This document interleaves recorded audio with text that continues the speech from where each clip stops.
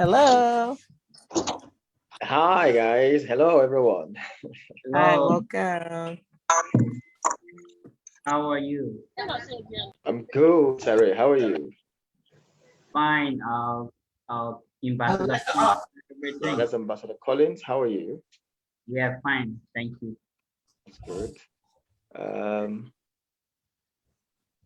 Okay. Wow, I see beautiful faces here. Wow, thank you everyone. Sorry, you will not see my camera because I have a computer that don't have camera. So I'm just gonna ask us all to maybe just take a moment or two to introduce ourselves, and where we come and where we're joining from. Just introduce yourself briefly. We're gonna take turns though, but I think you want to do that just unmute and say hello. So hi, I'm Prince from One Africa Forum. Currently joining you from Johannesburg. So it's good to have you all here. Can you mute everyone's mic and then people just unmute if you're speaking and then mute if you're not speaking? Okay, so who is speaking and who is not speaking? Okay, yeah, you can just unmute and say hi. Yeah, Daniel, we can hear you. Hi everyone. Good evening. Good evening. My name is Daniel. I'm speaking from Nigeria, Cross River State, Nigeria. Okay.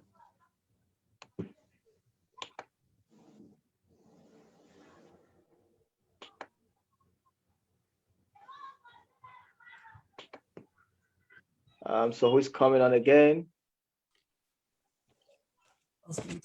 Hi, everyone. I am Ambassador Collins, UA, Executive Director of the United Youth Social Symposium for Education and Development. For Education and Development, you said, and I'm glad to be a part of this great summit. I'm from Liberia. Thank you. Thank you, Ambassador Collins. Thank you for joining us. Thank you for joining us. All right. We're just gonna dive into it. I mean, that's 30 minutes down the clock. So we're just gonna dive into it, and I want to welcome everyone for to this summit. I really appreciate your time, and I appreciate you for coming through. I appreciate your commitment, and with a short notice, I really want to say thank you all for joining us. We have a lot to learn today, and I am very sure, and I believe strongly that by the time we leave here, we'll be forging new ways ahead, new ways forward. Quick one. In Africa, we're celebrating the Africa's Day, and I'm just gonna quickly just give us a brief of what the Africa Day is. Yeah, briefly. So I'm just gonna give us a brief. I'm gonna read this from Africa.com, a website Africa.com. And I'll read now. Celebrations on May 25th, crowned as Africa Day, recites the annual commemoration of Africa's independence, freedom, and liberation strive from colonial imperialism. The reinforcement of this liberation was the first union of African countries on African soil. The foundation of the regional integration body, the Organization of the African Union, the OAU, on the May 25th, 1963, which 38 years later evolved into the African Union, the AU, which we currently have now. So today, the continental organization, generally, we are celebrating 6 years. And all this that we see, we're actually celebrating the unity of Africa, we're celebrating the strength of Africa, and we are also forging ways forward, see how we can improve Africa from our different angles and from where. Okay, can I just mute everyone? Let me mute everyone.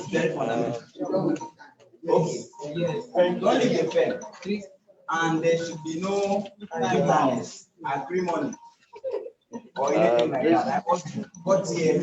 I urge you. this is just a process to select one person. At the end of the day, the success of build of this pen rests on the entirety of the class.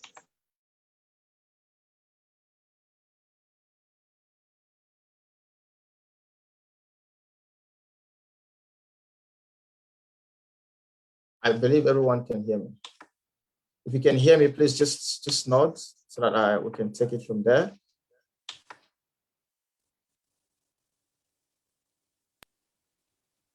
Yeah, if you can hear me, please just send a thumbs up and then I'll proceed. Yeah, okay, we're fine. Yeah, so that is what we're celebrating, the African unity, all right? And in Africa, we do this every year just to celebrate the unity of Africa and the freedom from imperialism, from colonialism, you know, in Africa. We have been doing this for a very long time. And today we have actually come together, bringing these beautiful people from around the world to come celebrate this.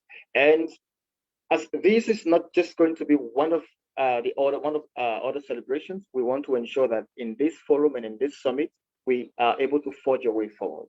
Unlike every other celebration, we are able to come out with something tangible and forge a way forward for Africans, particularly African youth.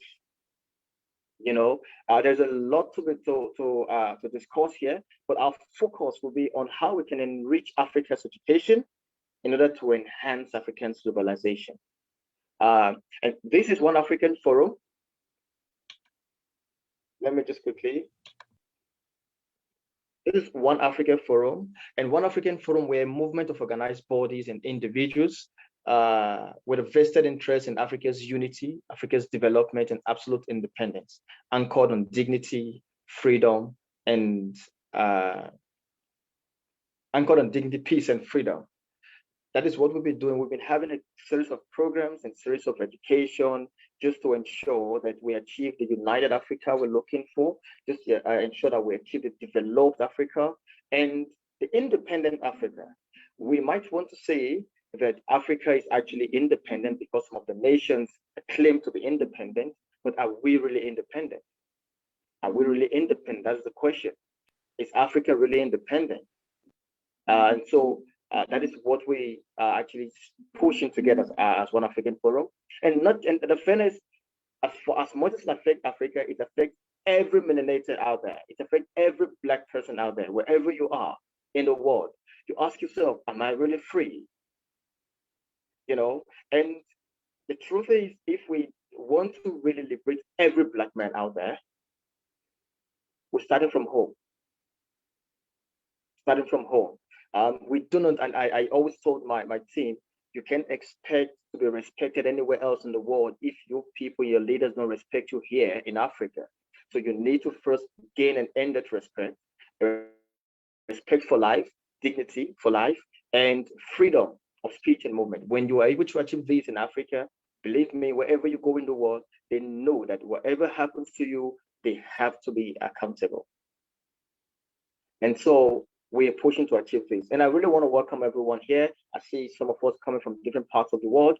And I want to say thank you very much for joining within a very short time. I know I reached out to a couple of you, less than a week ago. And here you are. That's amazing, man. Africa. Man, thank you guys. Thank you so much.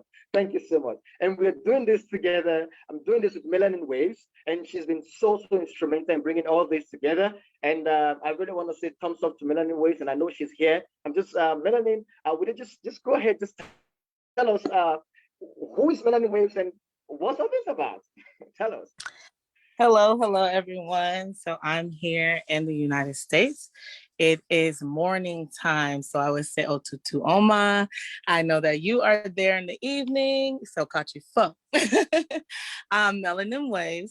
I created a platform for the enrichment of melanin individuals all across the world so that we could come together united and enrich one another. A part of my mission is to provide resources and connect individuals to resources that can help change their current situation and help them identify or re-identify within their roots, right? So I'm really excited to be here today on this panel to hear what everyone has to say. I have the heart of a humanitarian. So I'm always listening where to see I can hear any issues that I may be able to resolve.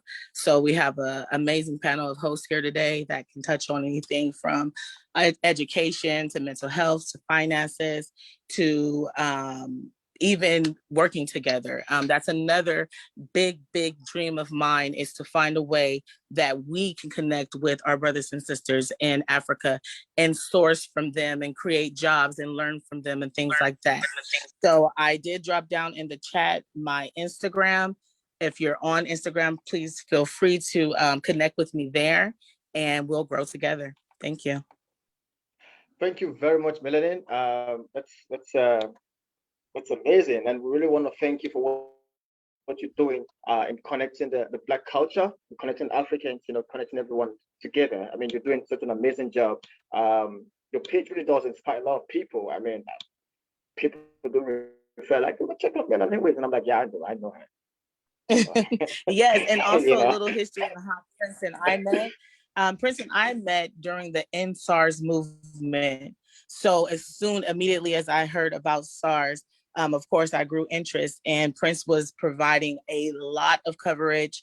So he was very instrumental in getting the coverage to us to repost, as well as showing up to events and showing us live in person. So again, we're so much for the enrichment of our youth, because I believe the youth are always the future, and just getting them prepared and encouraging them to get into positions of leadership so that we can take hold on the wealth that we deserve, that is ours. Thank you very much. I mean, I actually think a lot of people did more than I did, but I don't know how you got connected to me. So I think that is really divine connection. And so I'm holding on to that. Thank you so much, Melanin. Thank you for all you've been doing. So yeah, that's what we're doing in One Africa Forum, and that's what we're doing as young Africans and young Black people. Because we all got to stand up for each other. I mean, that's the truth. We all got to stand up for each other. We all got to speak up for each other. So One African Forum, we've had a couple of conferences, a couple of programs. I'm just going to brief you on some of the things we've done in the past. I'll just start from 2020. We had our global conference in 2020 in August. We actually was forging a new strategy, in advancing the Black culture, in advancing the African voice, and seeing how we can bring this vision together.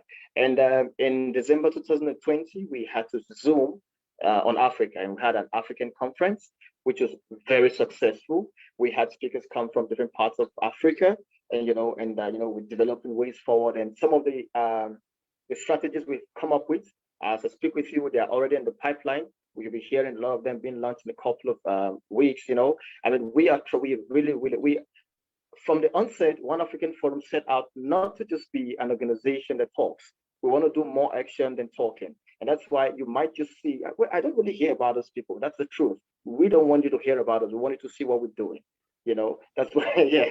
And so, when you see it, want to stick with us. That's what we do as One African Forum. We do the work. We transfer conversation into action. That's what we do. And so I want to say thank you very much for coming. We're going to dive right in right now. I'm going to give a couple of people time and chances, to tell us what they do in their different organizations and what's happening there and here and there. So Melanin, I'm just going to leave you to take charge in a couple of minutes, and let's see what we do. Okay, so I know that we have a lot of amazing speakers here today that have prepared a presentation on what they would like to cover. I would love to open the floor and start with Devon Truvel. And then I believe from there we can build. Yes, ma'am. Pleasure to kick us off. Good morning, afternoon, beautiful melanated people. How we living? Hopefully good. Do I have access to share? Yes, I do.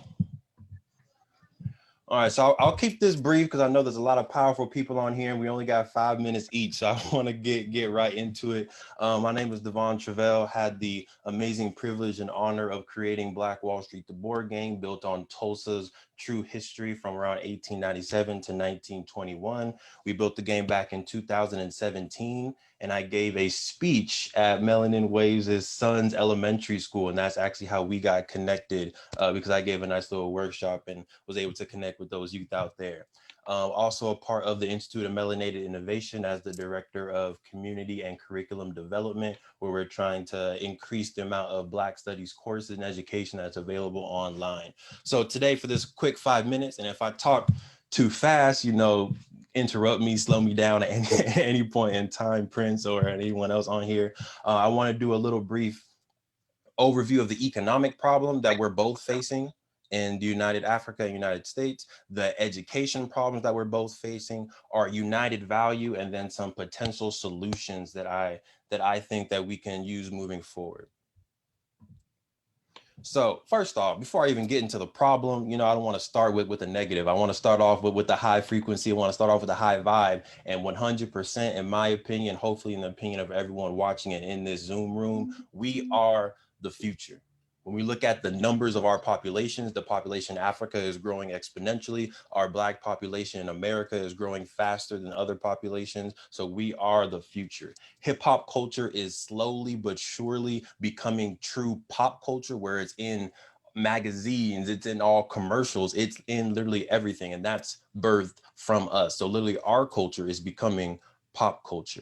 We are more educated than ever. I put education on there because, obviously in ancient Africa, the original university, Timbuktu, that was probably the most educated we ever were. But in recent time, we're probably the most educated we've been in the past 300 years. And then of course, as y'all all know, we are brilliant, we are innovative, we are the future, we are amazing geniuses. And I want to, root this conversation in that first before I dive into some of these problems. All right. So getting into it, economic problems. So on the United States side, and this is something that really inspired, our team to create the board game and to do the financial literacy work that we're doing. But it's projected that by the year 2053, the median Black family wealth is going to be 0.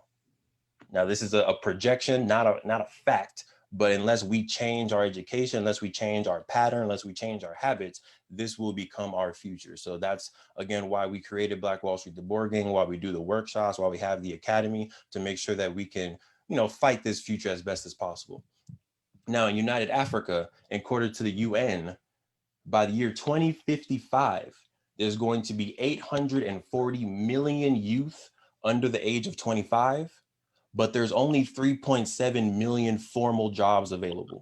And by formal job, these are like, jobs you go to an office, you get paid an hourly wage, you have workers' rights. Only 3.7 million formal jobs. Other jobs out there, don't have the potential rights, you don't have equitable pay and all that stuff. And obviously we know that's not a situation we want our folks to be in. So the commonalities is obviously we need more ownership. Shout out Black Wall Street. We need more ownership. We need more jobs created by us, for us, and controlled by us. And of course, we need more financial education so that when we do get those jobs and we do build those wealth assets, we know how to manage them and we know how to pass them down to the next generation. Educational problems. And United States, we're doing a little bit better than we've done in the past. We're at about an 88% graduation rate for high school or secondary school, and only a 26% graduation rate from college. I'm not saying college is the only way to be successful. We know there's tons of entrepreneurs that didn't go off to college, but it is a good marker of wealth in America in particular, as we are in an information economy.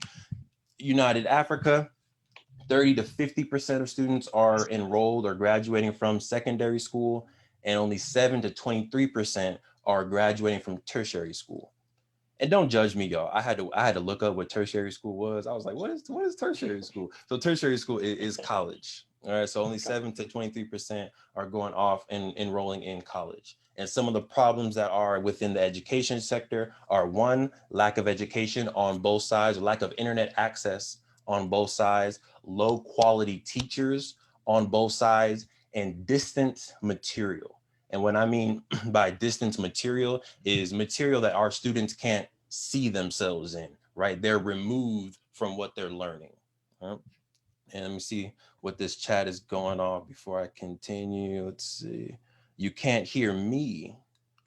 Ms. K, you can't hear me? For those who are not getting sound, you have to turn on your audio. All right, Melaninwaves, let me know if I'm good. Or Prince, let me know if I'm good. Yeah, you're good. I Yeah, can you're hear good. I you. can hear you. I Okay, can hear cool. you. All right, so our solutions. Number one, cooperative education.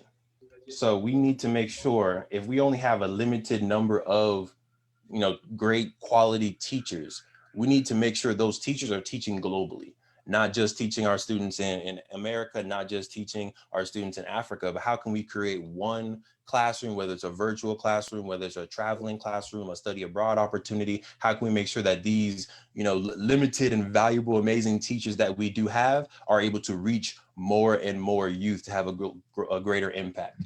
Second, we need curriculum designed to express the connectiveness of the African diaspora, right? I think, we're very, at least I know I'm very prideful of our African American history. I know folks are very prideful of their African roots and their history. So how can we make sure that in the curriculum, we're able to value each other's independent history and also value each other's connected history and how we meet in the middle?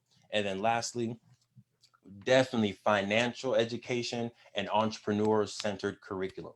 A problem for both the United States and Africa is the access to jobs, access to capital, access to ownership. So we need to make sure as soon as possible, we're teaching our youth, teaching the next generation how to empower themselves and how to own these financial assets so that in 2055, 2053, those problems, those projected problems aren't an actual reality. And then, of course, I'm a game designer, so I had to sprinkle in a little gamification in there, or else it wouldn't be authentic. So making sure that we can connect the learning to experiences in games, right? So you're able to, read a book, read Think and Grow Rich, read The Wealth Choice, read Powernomics, and how can you translate those curriculums, translate those literacies into games that students can play offline and continue to learn. Global competitions. We all like to compete, shout out to the Lakers, but we all like to compete. So how can we make education fun and competitive across the world to where students in Nigeria are competing against students from LA. Students from LA are competing against students in Lagos. Students in Lagos are competing against students in Oakland. How can we bridge those gaps through competition? Extended learning. We can only learn so much in the classroom or in the virtual room. We need to make sure that we make education fun enough to where students by themselves are continuing to play these education games and they're learning past the 8 a.m. to 2 p.m. school day. That way they're, again, exponentially learning more. And then lastly, being able to apply the knowledge that they're learning in school in these games, right? You're learning about financial literacy. How does that inform the decisions that you make while playing Black Wall Street, the board game? You're learning about city planning and urban development. How does that inform your gameplay when you play, other games like Battle of Catan and stuff like that? All right, so I know this is only a very short and quick presentation. If you have questions, you want to get connected, feel free to reach out to us on Instagram. We're on Play Black Wall Street. That's the board game. You can also find more information at playblackwallstreet.com. If you're more interested in Black studies, whether you want to become a teacher, you want to get educated yourself, we have Ms. K came on earlier. We're probably going to have Darielle come on, but at IMI Black Studies or IMIFoundation.com, and you can get connected with us as well. Much love, much peace. And Devon, before you head out, can you share with our brothers and sisters worldwide what is Black Wall Street and what happened with Black Wall Street? Oh, great question. So we're at this is an interesting time because the 100th year anniversary of the bombing of Tulsa Black Wall Street is literally this weekend. So our team is going to go out to Tulsa. We'll be there for the event. But Tulsa's Black Wall Street around 1897 was a community built by Black entrepreneurs in Tulsa, Oklahoma. They had Black-owned hotels. They had their own bus system, Madam C.J. Walker Beauty Salon, Booker T. Washington High School. So it was like a true Black-owned city and a self-sufficient city. When Prince talks about, independence, true independence, that was one of the true examples of an independent Black city, Black town in America. Unfortunately, May 31st through June 1st, 1921, it was bombed and destroyed in race riots. But we're trying to, rebuild the excellence of what Tulsa's Black Wall Street or Greenwood represented. There's going to be tons of events and energy around Tulsa the next week or two. So, if you haven't learned about Black Wall Street before, definitely go to tulsa2021.org. A lot of information there. You can go to our website, playblackwallstreet.com. The game itself has real businesses from 1897 to 1921 all around the game as well. So yeah, definitely tap into the vibes of Tulsa's Greenwood, aka Black Wall Street. Thank you, Devon Walker, for that beautiful presentation. I would also like to include, we do want this to be interactive. So if you have questions when the speaker is speaking, you may use the functions of Zoom and raise your hand. You can also type.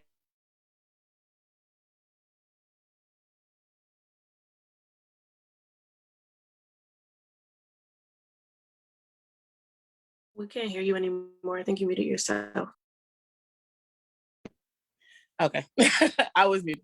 But just interact. If the speaker is speaking and you're knowledgeable on something, or you have a question about something that they said, feel free to use the raise hand feature and feel free to type in the chat box.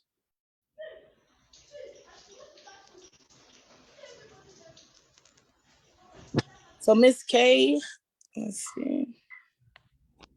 Dario, would you like to go next? Sure, I'll go next. Thank you.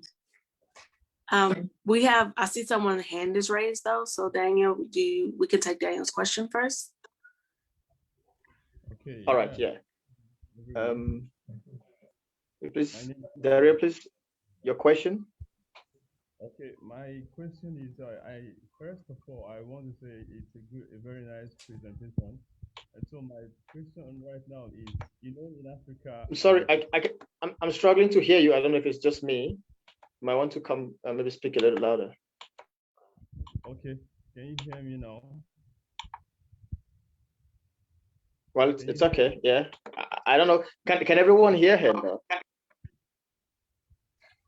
There may be microphone obstruction. So if you're using a telephone, just raise it up a bit. If you're using a device, just be sure that the mic is free. Yeah, it's free. Okay, can everyone hear me, please? It's just low. Okay. Yeah, just a quick one. I want to say the presentation actually from Eva was a nice one. My question is, we are having so much problems here in Africa when it comes to education in educational sectors. We are having big problems here, facing a lot of problems here, particularly in Nigeria. People online and other classes teaching what others are teaching almost in all parts of the Africa. I don't really see that going to be possible because not everyone has access here in Nigeria to those facilities that can aid our teaching. So I don't know what solution we can proffer to that to help Nigeria particularly. Thank you. Okay. Yeah, so the what I was able to hear out there was basically the lack of facility to have the education itself, whether it's online, in person, but that's a potential gap. Is that semi right, Daniel? Yeah. You heard that. So, and then I also heard having qualified teachers. So I feel like that's a solution where we can find. I know One United Africa does have an initiative to get social workers, teachers, volunteers that would like to be trained to go back into the community and reach the youth. So Prince, if you wanted to touch on that. All right, yeah. Thank you for introducing us on that. Yes, One Africa Forum, we as part of our initiative to see how we can not just empower younger people, but educate them as well, and see how we can mentor them, young learners, mentor young learners, coach them, be father figures to those who have not such in their lives, be mother figures to them. We just want to make sure we groom the right crop of generation. I said something earlier about one of our conference in 2020. One of our primary goal was to raise and become Africa's young, dynamic, determined, and daring generation by the end of this decade. It's the Y30G. So it's actually a decade campaign that we're launching to raise pillars of Africa. And in order to do that, we understood that we need to, go back to the roots, go back to education, go back to every other angle. And so, talking about education, we are training social workers, we're training psychologists to go complement the effort of our teachers and the government and other stakeholders in schools, to go help, help learners with issues who are going through educational traumas or whatnot, issues of learners who come from some toxic backgrounds and they don't know how to cope with it. These are not what teachers are really trained to do. Social workers are trained to do that. Psychologists are trained to do that. So we're trying to see how we can empower those people and as volunteers, and then send them to schools across Africa. Just so that we can, at the end of the day, look back and look to where we are, look at where we are right now and say, you know what, we are raising the right crop of people. So in terms of facilities and technology and all that, we're working on that. That's kind of above our pay grade right now, but we're climbing on the ladder. We're seeing how we can also partner with some telecommunication providers, and see how they can ensure that everyone in Africa has access to the internet. It might be 2G, 3G, or whatnot, but there should be at least a minimum access to the internet. Nobody should be left in the dark. In the stage we're going into right now, the future we're seeing right now is a future where we must admit that technology is essential in learning and in all areas of life, and it has to be really affordable and accessible as well. So we're trying to reach out to these providers and see how we can partner with them, and just spit it out. And of course, they're doing business, like I said, but we're climbing on the ladder, and we'll see how we can reach everyone. And so, my brother Onel, we will get to you. We will get to Nigeria. As a matter of fact, Nigeria is doing well compared to other countries. So if you're complaining, you should see what other countries in Africa will have to say, But we still have our eyes on you. You know what I'm saying? We have our eyes on in Nigeria. I mean, there's MTN there, there's Globacom, there's a couple of very good networks there. I think Globacom is owned by a Nigerian, right? As much as I know, and the MTN, which is one of the biggest networks in Nigeria, is owned by a South African, So these are African-owned telecommunications. And so, yeah, if they have a vision of an advanced Africa, they should be able to buy into this vision and see how we can, make these things affordable and accessible. So we're doing this and we're working. We just let's just see what we do together. Let's just see what we do together. Thank you.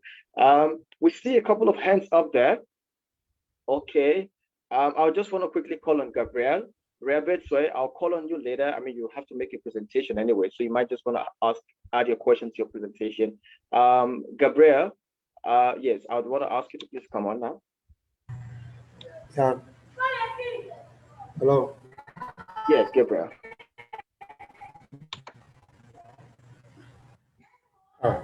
I'm Gabriel from the Republic of Liberia. Are you getting me?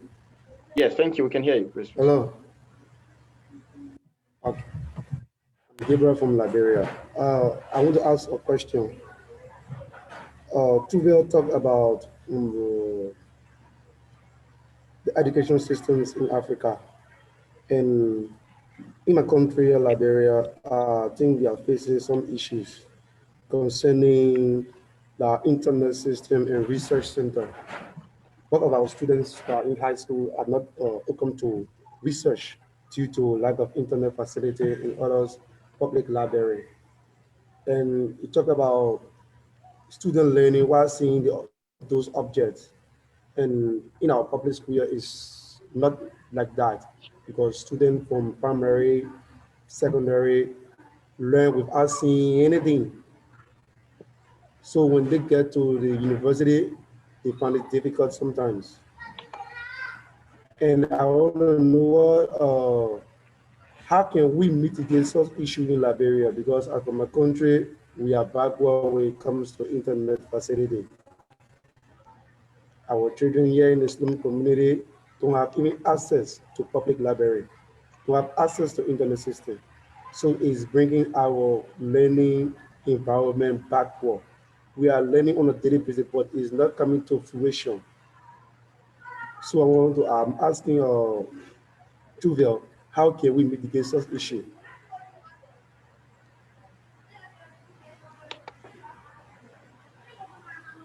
Are you getting me?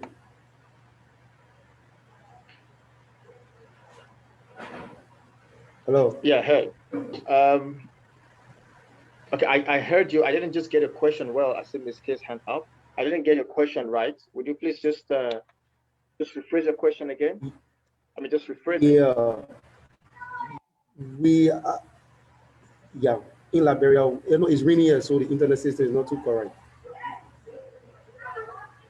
In Liberia, our internet system is not too correct. Okay. So And it's asking our about, like, for children instance, are earlier you learning spoke on about. oh, So I know earlier you yeah, spoke about, hopefully getting some type of agreement with telecommunications to provide internet everywhere. So I hear that your concern is about internet and not really having internet access. That is a great concern, but I believe that another part of that solution is getting foot soldiers out there and being on the grounds and working with each other in person and in spaces. So that's a great topic to collect more data on. We would need to collect more data on that. So I would say, guys, utilize the chat box, please, with every concern, so that we can also document it and be able to go through it later. So we're going to move along with the presentation, and we're going to have Dario present next. Thank you. Dario. Hi, everyone. My name is Dario Vigay, and I am coming from California in the United States. I'm a social studies teacher here in California. I've been an educator for the past 10 years, and some things that we're struggling with, particularly in my community, is having curriculum that's centered around the background of our students. And so that is also something that I know is problematic in the continent of Africa, that curriculum is not centered around Africa, it's Euro-centered curriculum. And so something that I've been working on in my career is just figuring out ways to get our standards changed so that our curriculum can be more centered around our students. And it is very sad because honestly, I'm teaching, if my principal wanted me to teach the standards that I'm supposed to teach by the state, I probably wouldn't have a job because I don't teach those standards. I spend hours and hours finding other resources to teach my students about Timbuktu and about other ancient civilizations within Africa that aren't in the standards for my content. And luckily, I was able to visit a lot of these places when I was in high school through community organizations that helped us go to West Africa when I was in high school. And so something that I think we can all align on is how to take back our education system for our students and work towards creating African schools and creating Black schools that are focused on our standards and our values for our students. Because if not, they're learning these Eurocentric and these white supremacy traits. Our students are being forced to test even in the midst of learning at home. And so the solution I propose is that we come together as a diaspora community and really fight for our curriculum back. And so one goal I have is trying to find funding so that we can develop a curriculum that we can then distribute across different states and countries that can truly support the learning of our students. And I think in the meantime, like Devon was saying, is create those extended learning opportunities. So right now we can teach our youth about their history and about their values until we're able to have that more widespread change. So again, I'm an educator by trade. I began my career working in after-school programs and extended learning programs, and realized there weren't enough people like me in the classroom, and decided to enter the classroom. And that was a journey. There were so many barriers. I mean, I had to take like 4 tests. I had to pay $400 to take 4 tests. I had to pay $100 to get fingerprinted. I had to pay the state every time I needed to submit credential paperwork. I've never paid so much money for a job. I've probably paid over $2,000 just to be an educator. And so like that alone could be a barrier for a lot of people.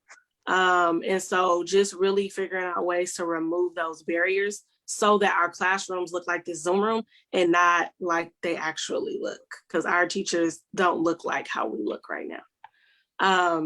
So I would definitely be interested in collaborating with folks to develop some more African and Black-centered curriculum and programs that we can engage our young people in, either in person or online. And I'll drop my info in the chat if folks want to connect with me. All right. Thank you so much, Daryl. That's I really would deep, say you know? if anyone has questions for Dario as well. Yeah. Does Any of our have brothers and sisters that are abroad. Dario, please just raise your hand, or you can drop it in the chat box, and yeah, we'll attend to it. So yeah, thank you, Dario. The issue of curriculum, of building a rich curriculum, I call it a rich curriculum because it's only rich when it's African centered and also inclusive as well. So we've had such issues come up before in one of our conversations.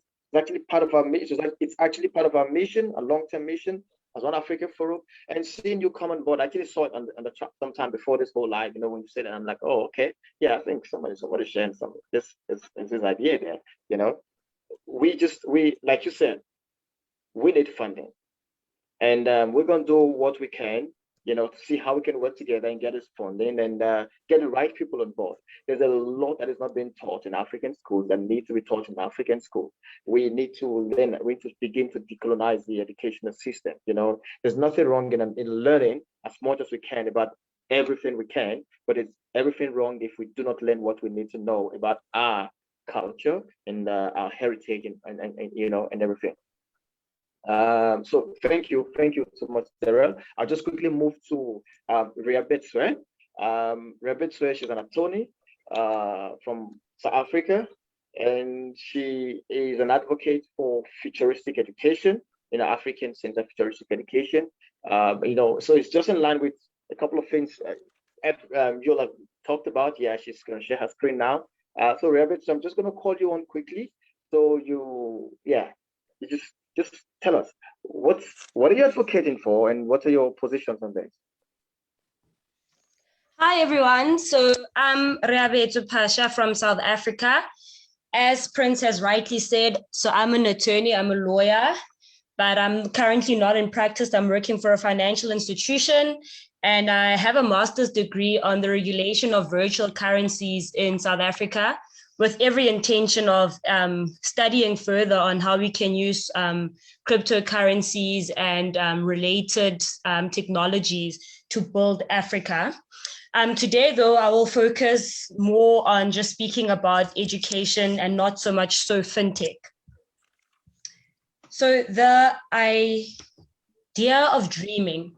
Yoshakera Griffin, in his paper on the Gospel of Dreaming, talks about incorporating a student's dreams and ambitions in their educational journey. In the public discourse, we like to talk about the structural issues contributing to the crisis in education in Africa. We have lengthy discussions about lack of textbooks, the shortage of qualified teachers, the poor quality of education, and the desperate need for equipment, classroom, and funding. but we don't talk much about inspiring the young people to actually dream and to help them to rise above their circumstance and explore their purpose in life. So the learning experience, in my opinion, needs to be better focused on encouraging students to create and pursue their dreams of individual and social consequence. Learners need to begin to see themselves beyond their circumstances. If they can see the light at the end of the tunnel, it would give them hope that they too can do it. I know this thought sounds a little bit idealistic, but if you can encourage the creative ability in learners, they may be able to use what they have around them to impact their environment in a mind-blowing way. And I say this because we discuss so often issues about infrastructural inequalities, amongst other things that are stopping people and students from getting education. But if we can also tap into their creative ability, even in the environments that they find themselves in, they might be able to come up with game-changing solutions. And then teachers and learners should use self-reflection and dialogue to co-create forms of knowledge based on their time, space, and cultural context. Teachers should facilitate education and prepare students to be intellectually curious. I mean, I know when I went to university, so I'm a WITS alumni, which is one of the best, like one of the good universities in Africa. But even then, when we went to WITS, we had this thing where we had the concept of cram, pass, and forget. So the education that we were getting was not really to stimulate our intellectual ability, but it was more just to, produce students who are fit for a specifically structured, rigid environment. So I think learning spaces need to create dialogue where it's not just a matter of cram, pass, and forget, but other ways in which we can build the community and build Africa, more so because of the way that we are structured. So learners need to see that learning is not a process where someone stands in front of the class and distributes knowledge. Rather, it is a process where the students read what is asked of them while relating it to their own individual dreams and aspirations and taking into account how they can better contribute to making their society better. Educators also have to create spaces where dialogue is possible. This means teachers should not see themselves as possessors of legitimate knowledge. They have to see themselves as students and students as possessors of knowledge that can aid in the creation of new knowledge based on their social context. So the crisis of education is not only structural, it's personal too. The world is filled with too many adults who have buried all dreams in the graveyards of their hearts, dreams that could have eradicated some of the social ills that have plagued humanity for many centuries.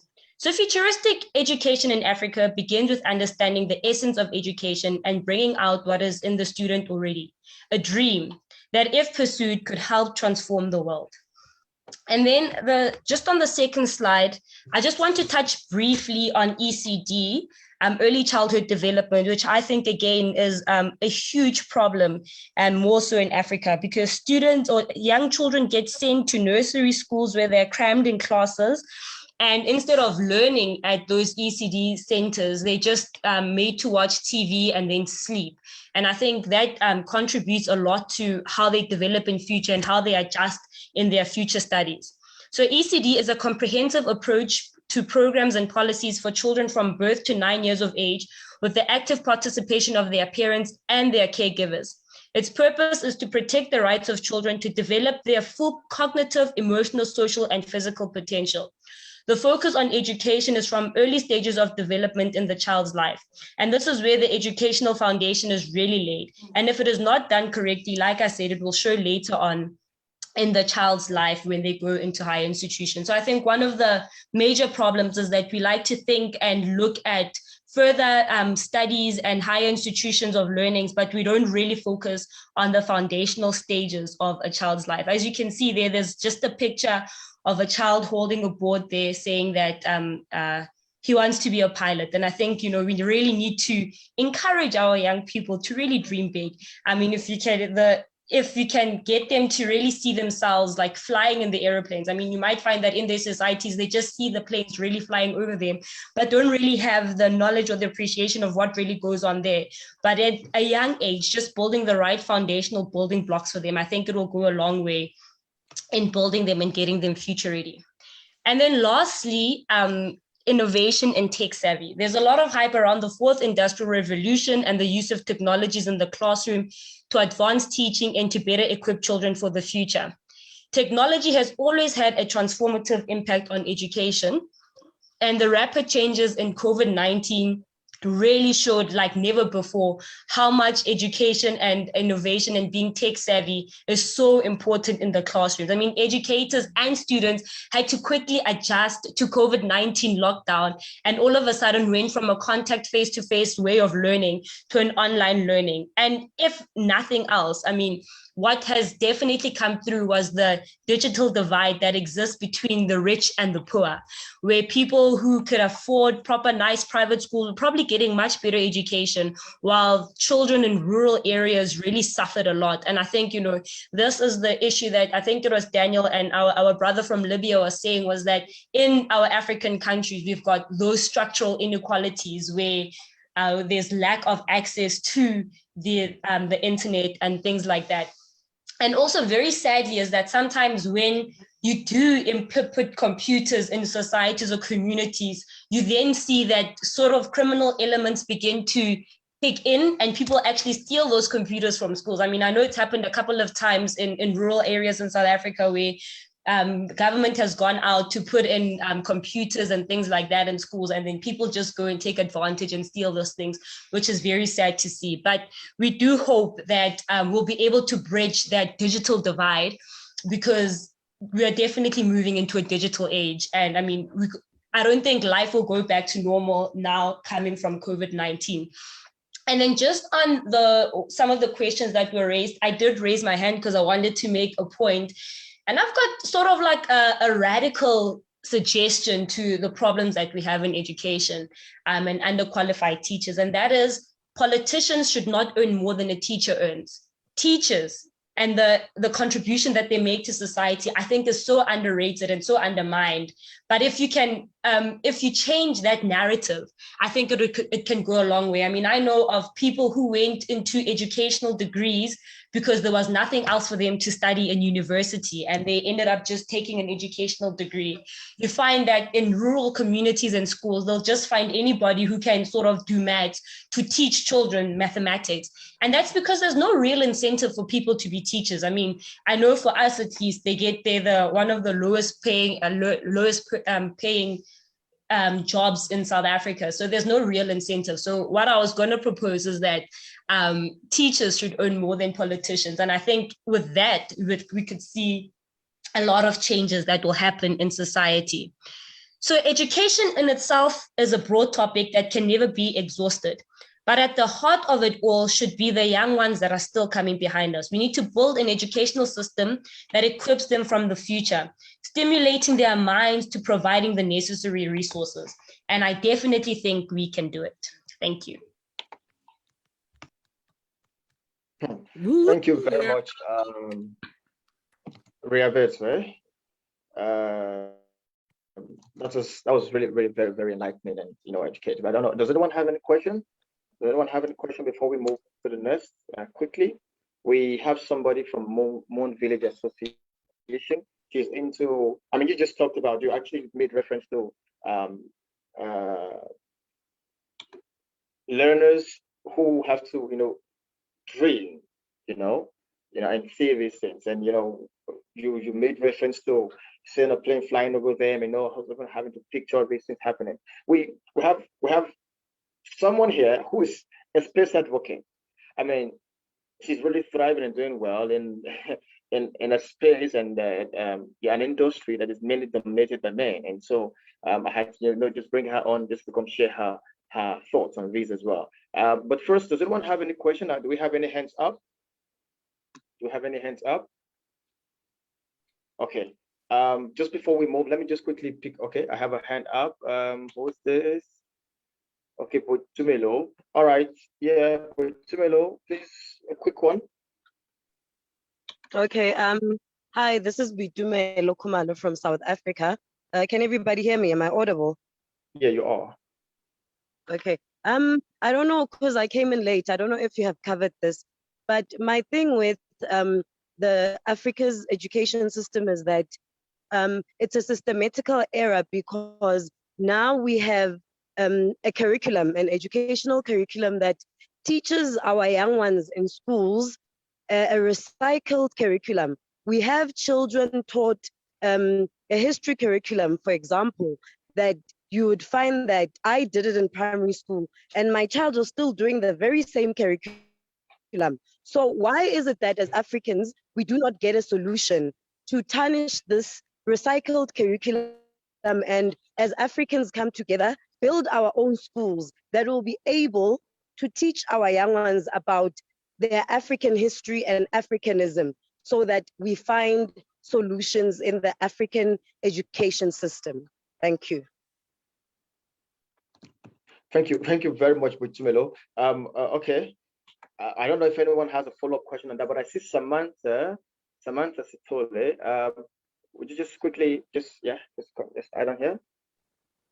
Hi, thank you for this opportunity and for all the presentations so far. My question is also similar to Boitumelo's question. I'm Samantha from Zimbabwe, doing my PhD in Switzerland. My question is around decolonization, which I heard someone mention earlier, but decolonization of education on the African continent, because our education system has been rooted in the colonial structure. And I think that has an important impact on the way in which students are being educated. And not only that, but the way they're being absorbed into the economic system. Our educational structures at the moment produce economic laborers instead of economic innovators.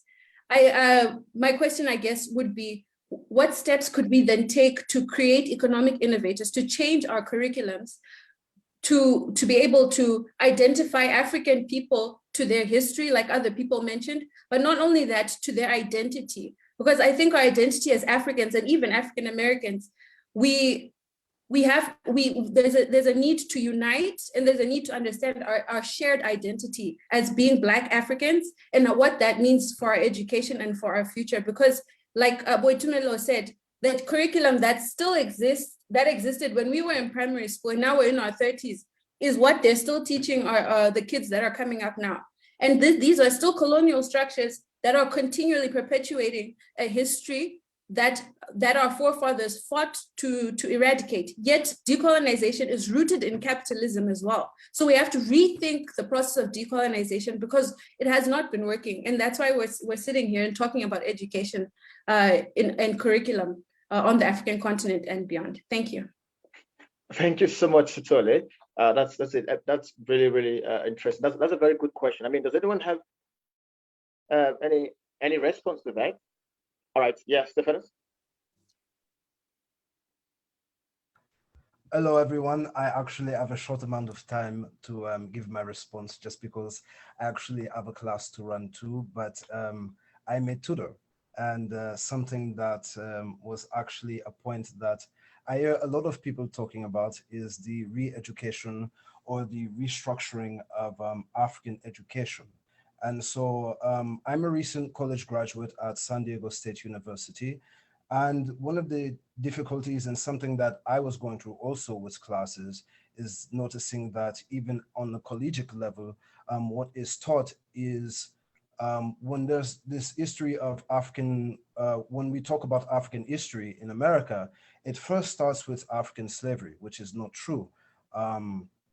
And it is a point to that, it's one of the things that we first have to look at as well, is that why do we always start African history in America with slavery when there is much more of our history that is known? I mean, when we look at African history, we are the only culture of people that have interacted with every other culture across the world. I mean, when you're looking at Latino people, whether you're looking at Asian people, European people, we're the only group of people who have interacted in such a way where it's like, I hate to say it, but there's been this kind of aspect of conquest or conqueror, you know, but it's also at the same time, we're the only group of people who have never had violent interactions with other cultures and people. I mean, when you look at our interactions ancient-wise with India or Asia or ancient Russia, you see that a lot of times were looked at and were revered upon. So something that I've been doing a lot of in my research and history is just going back and studying our old history. And I've been creating a curriculum that first starts with when we always, the first thing that we always talk about with African history, and the biggest bridge and one of the things that's always the connect is the slavery. And one thing that we talk about on one side is why it happened, who did what, but there's always this disconnect. And something that I've always talked about is on one side, it's not just that it happened in America, but it also happened, we always forget about the Caribbean, we always forget about Brazil. And these are also stories that also have to connect as well. When we talk about the presence of African people in places such as Latin America, most African people won't know that Mexico's first two presidents were African and they abolished slavery. So it's like they were the reason why slavery ended in Mexico, and they're the reason why the Mexican-American War happened. So, and there's another story. I mean, if anyone's watched the story of on Netflix, I mean, it's a loose interpretation, but Yasuke, the first African samurai, I mean, that's an example as well. But there are all of these loose interconnecting stories that we've had that we never actually have sat down and just said, okay, well, let's actually talk about our history.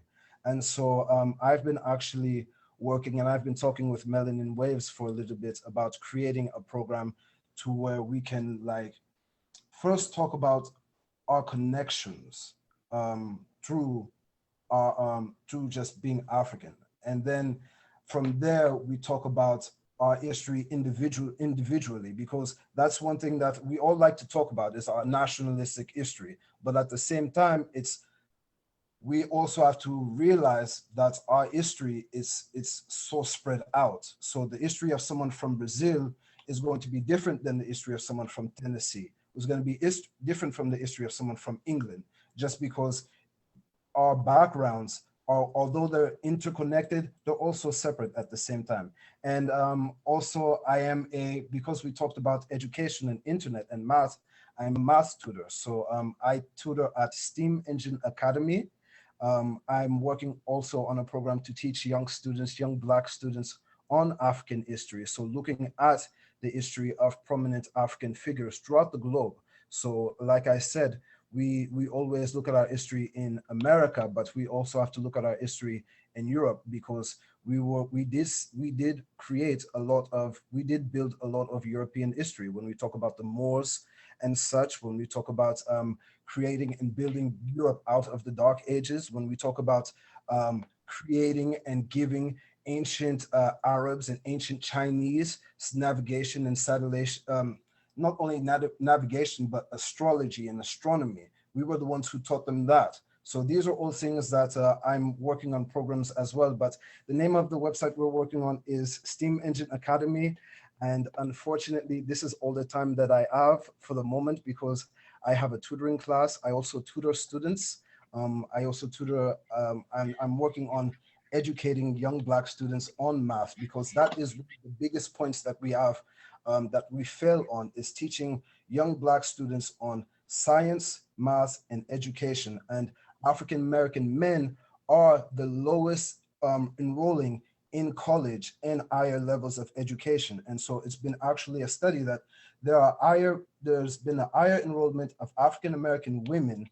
And so there's been more access to education for African American women and African American than there's been for African American men in the past decade. And what that means is that we've had a lower enrollment of African American men in college and education. So what one of my goals has been is to try to get African American men to enroll in education. And another point that to go to that as well is teaching African history in higher education, because if you look at HBCUs, no HBCU teaches an African American language or an African language. So we have to ask ourselves, why isn't Swahili being taught at Morehouse? Why isn't Lingala being taught at Howard University? Why aren't we teaching our own culture inside African culture, inside our own universities? How do we bridge this gap? These are the questions that we have to ask ourselves as well.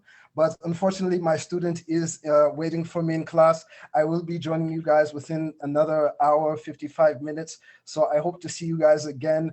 I put my email in the chat, Steam Engine Academy. I will put it again, johnmukendi@gmail.com. Thank you so much. Stay blessed. I will see you in just 55 minutes. Thank you so much. Thank you very much. Sorry, I had to speak we fast. Yeah, I'm gonna try and connect with you and every other person here. So you all just expect a message from me. I mean, just check your inbox anytime soon. We're gonna really hit you all up, and so we can really connect and do something really great. I mean, I'm really enjoying this conversation. As a matter of fact, these are conversations we really need to be having, and then channel them into actions. I'm really enjoying it. This is a great time. Thank you all very much. And I see Miss my K, yes. yeah, Savannah, we can't wait to have you back again. Miss K, I've been seeing a couple of your comments, and I also know that you're working with the the AI arrow. It says I think abuse is real, and so would you just tell us, just let's just hear from you. I mean, there's so much that you really have to say. I've been sending in the chat and so on, and how you've been also helping with education. I've also read a couple of things about you. So, Ms. K, it's over to you now. Hi, everybody. Ms. K. I am a co-founder of AIR Project. AIR stands for Abuse is Real, and we provide abuse awareness, prevention, education to youth of color to stop the perpetual cycle of abuse and violence that takes place within our communities. So before I get into that real quick, because while it's fresh on the minds, yes, the information that Stefanos was talking about is very crucial and important. Because we need to know that bit of information so we can better serve ourselves. So I often tell people all the time, the government created these identities to separate us, but oftenly with him bringing up about the Caribbean and stuff like that, and even the Central and South America and Mexico, I tell people all the time, we are one and the same. Yes, we may have some different journeys, but if you go all the way back and go beyond the Eurocentric information that's been provided, you will see, guess where most of them people came from? We all started on, and for the most part, came from the common continent of Africa or some descendant from there. So I consider them my brothers and sisters, especially if they consider, me their brother and sister as well. So the diaspora is very important. And that's one of the things that we also focus on is that community with the diaspora experience. So, but on another note, as far as AIR projects,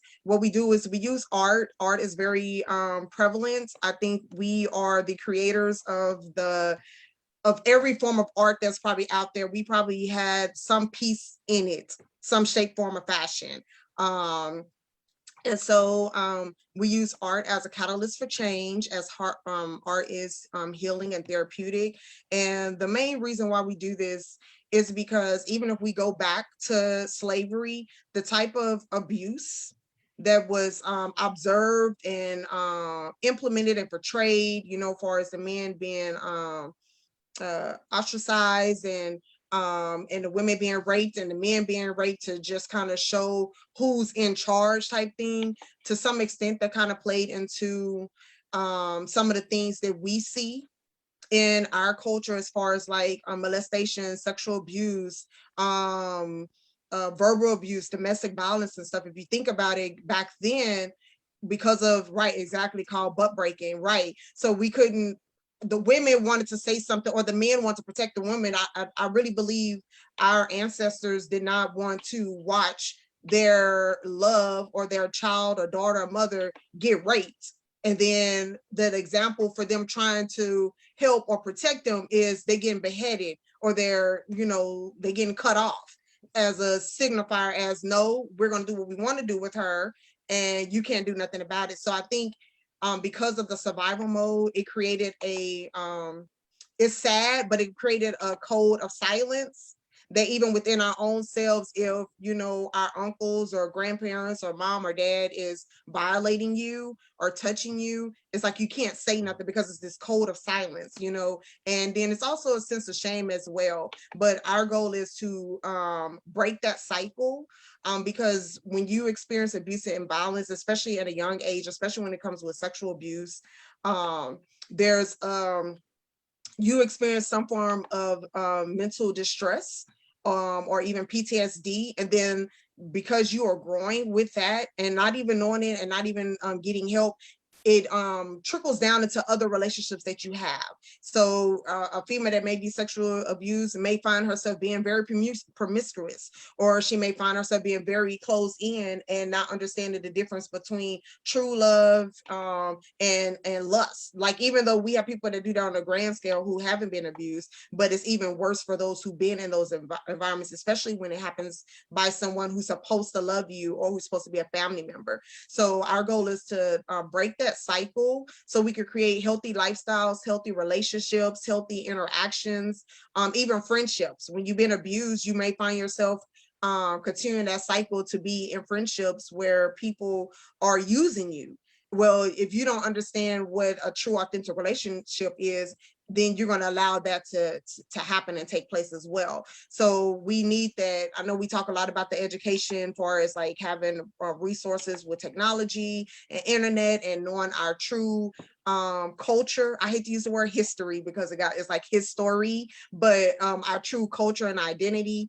But I do think we also need to be mindful of the social and emotional aspects that will help root our little ones, and even to help grow and strengthen those of us who are afraid to talk about it or to have that conversation.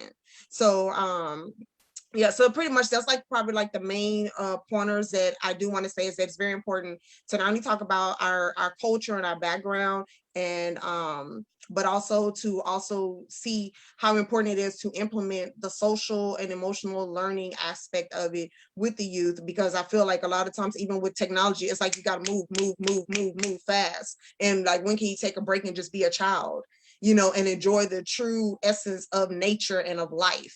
So we want to make sure we also have that foundation of good emotional health, physical health, and mental health, because mental health is very important as well. So that's it in a nutshell. So thank you so much for having me. I appreciate it. Thank you so much, Miss Air. I mean, that's so amazing. Thank you so much. I mean, what you're doing there in America, it's such a great work. You're doing such a great work there, you know. Similarly, I mean, just before I wouldn't know you were doing this in America. Just so here in Africa, One African Forum launched a project to do the same thing you similar thing you're doing there in America. You know, we launched a project to run it in schools, and it's also one of the things where we needed the social workers and psychologists to come on board. It's called the Noble Club. You know, it's called the Noble Club.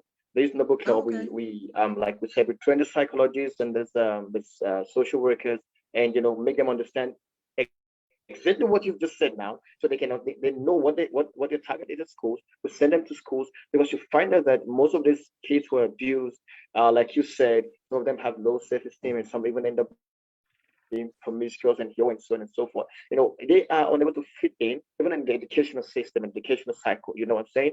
And so we bring these people there, you know, to coach them, encourage them to, you know, I mean, that's such a great thing that you're doing there.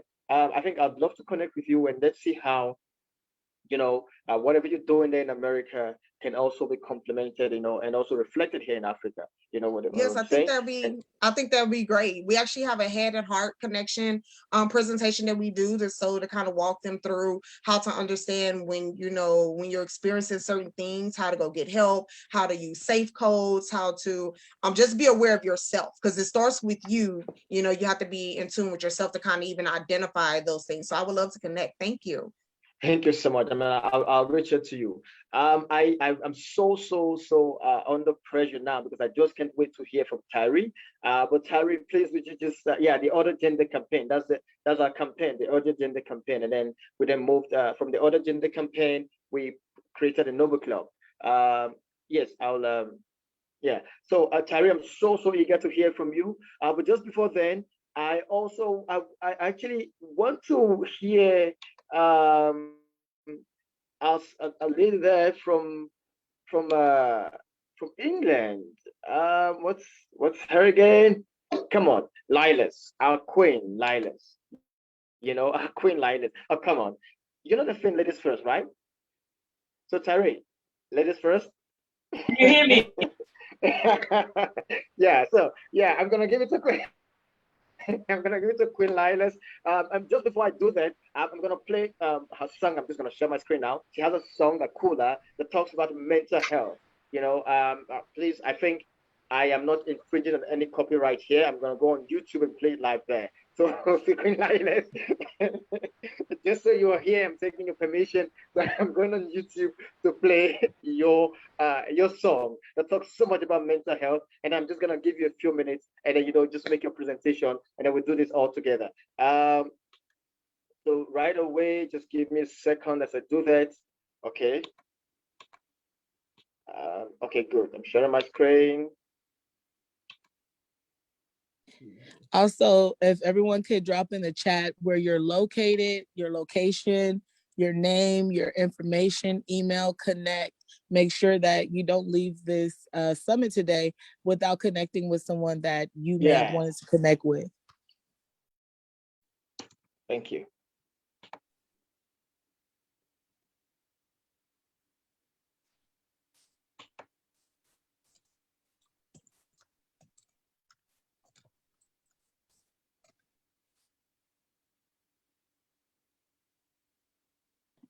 Value.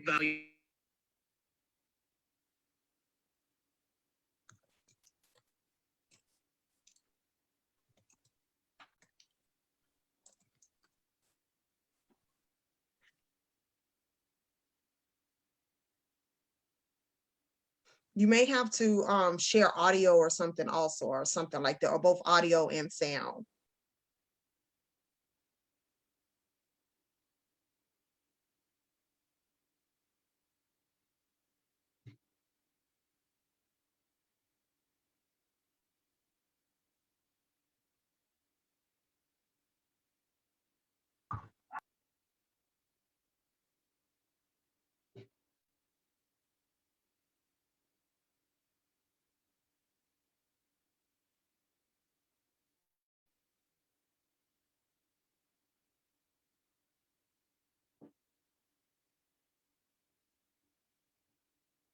Prince, are you working on the audio of the video? Because there's no sound. Really? Yeah. Ooh. Can you hear it now? No. Maybe Lila, can you share? Are you able to share the video and the sound from your side?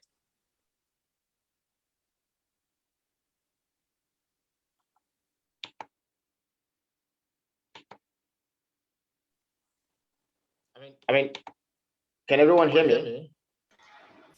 It's me, Lila. Can you hear me? Yes. Yeah, we can hear you. Yeah, I don't think I've you know what? I can't work this thing. So I don't think I'll be able to share the video. Yeah, can you share? I'm trying to share here, but you can't hear Let me get sound. somebody to help me here. Just bear with me. Okay, so what we could do is we could come back to her. Let's go to Savoy. All right, yeah. Okay. Let me stop my share now, and yeah, we're back here. Are you going to Savoy or Terry? Hello, everyone. Let me try to share my screen.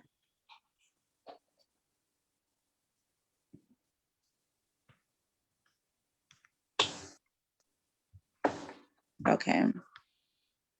Let's see here. Can everyone see my screen? Yes. Okay. Well, hello, my name is Savoy Key. I am the owner of Savoy Suitcase. I am a mental health advocate for Black women and youth in the minorities and the community. I do have a degree in psychology and social and behavioral sciences. Just based on me coming from the struggle, coming from an area that is unprivileged, I do understand obstacles that we face in our local communities and communities that's all over. I am a pre-med student, currently a pre-med student that's furthering my education because I would love to spread my awareness. You know, awareness is key to me. When we are aware of certain obstacles that we're facing in everyday life, we are able to connect and grow. Some organizations that I am a part of is FIA, Families in Action for Quality Education. Just as much as everyone, I'm hearing that spoke earlier, we face those issues here in the United States as well, with redlining and systematic discrimination.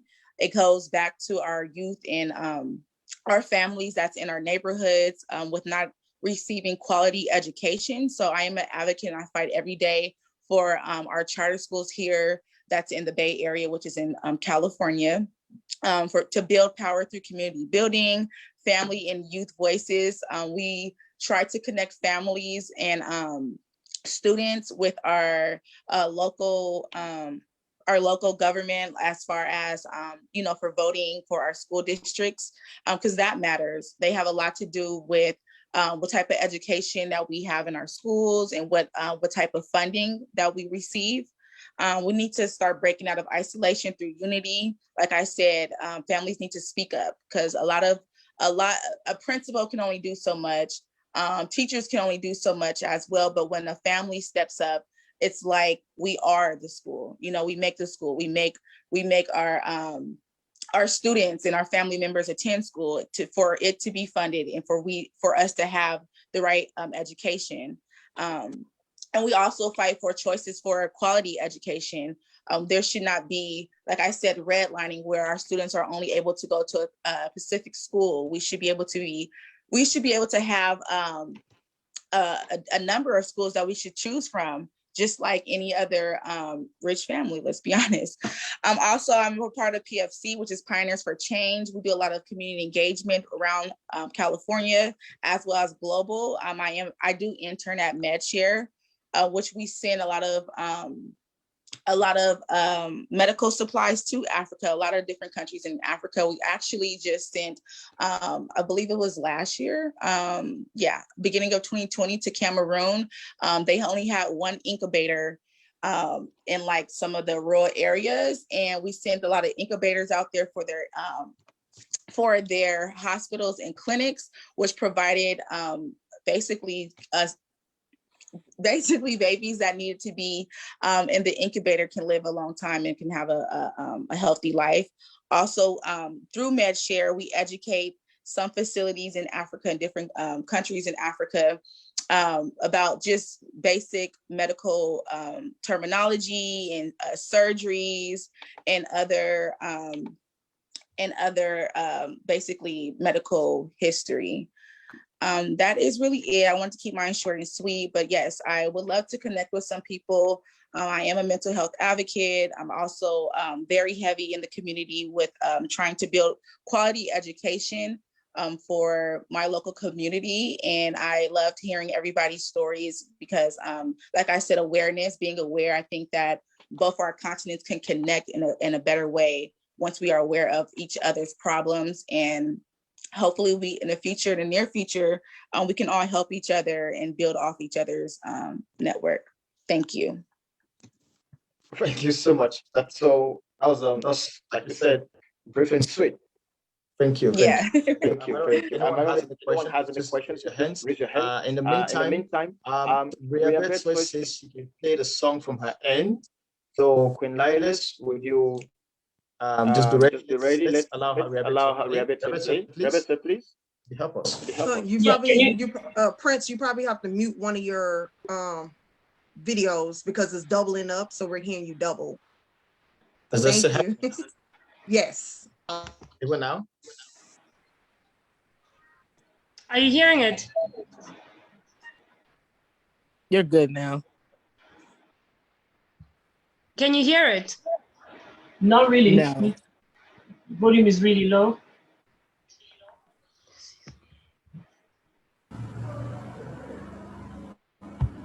Okay, my speaker is the highest it can go. Is it? When you select to share, Devon said that he can share it. Okay, because it's a way you have to select the audio part in order for it to go. So Devon, you got it?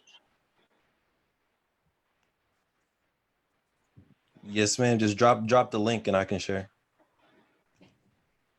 The link is in.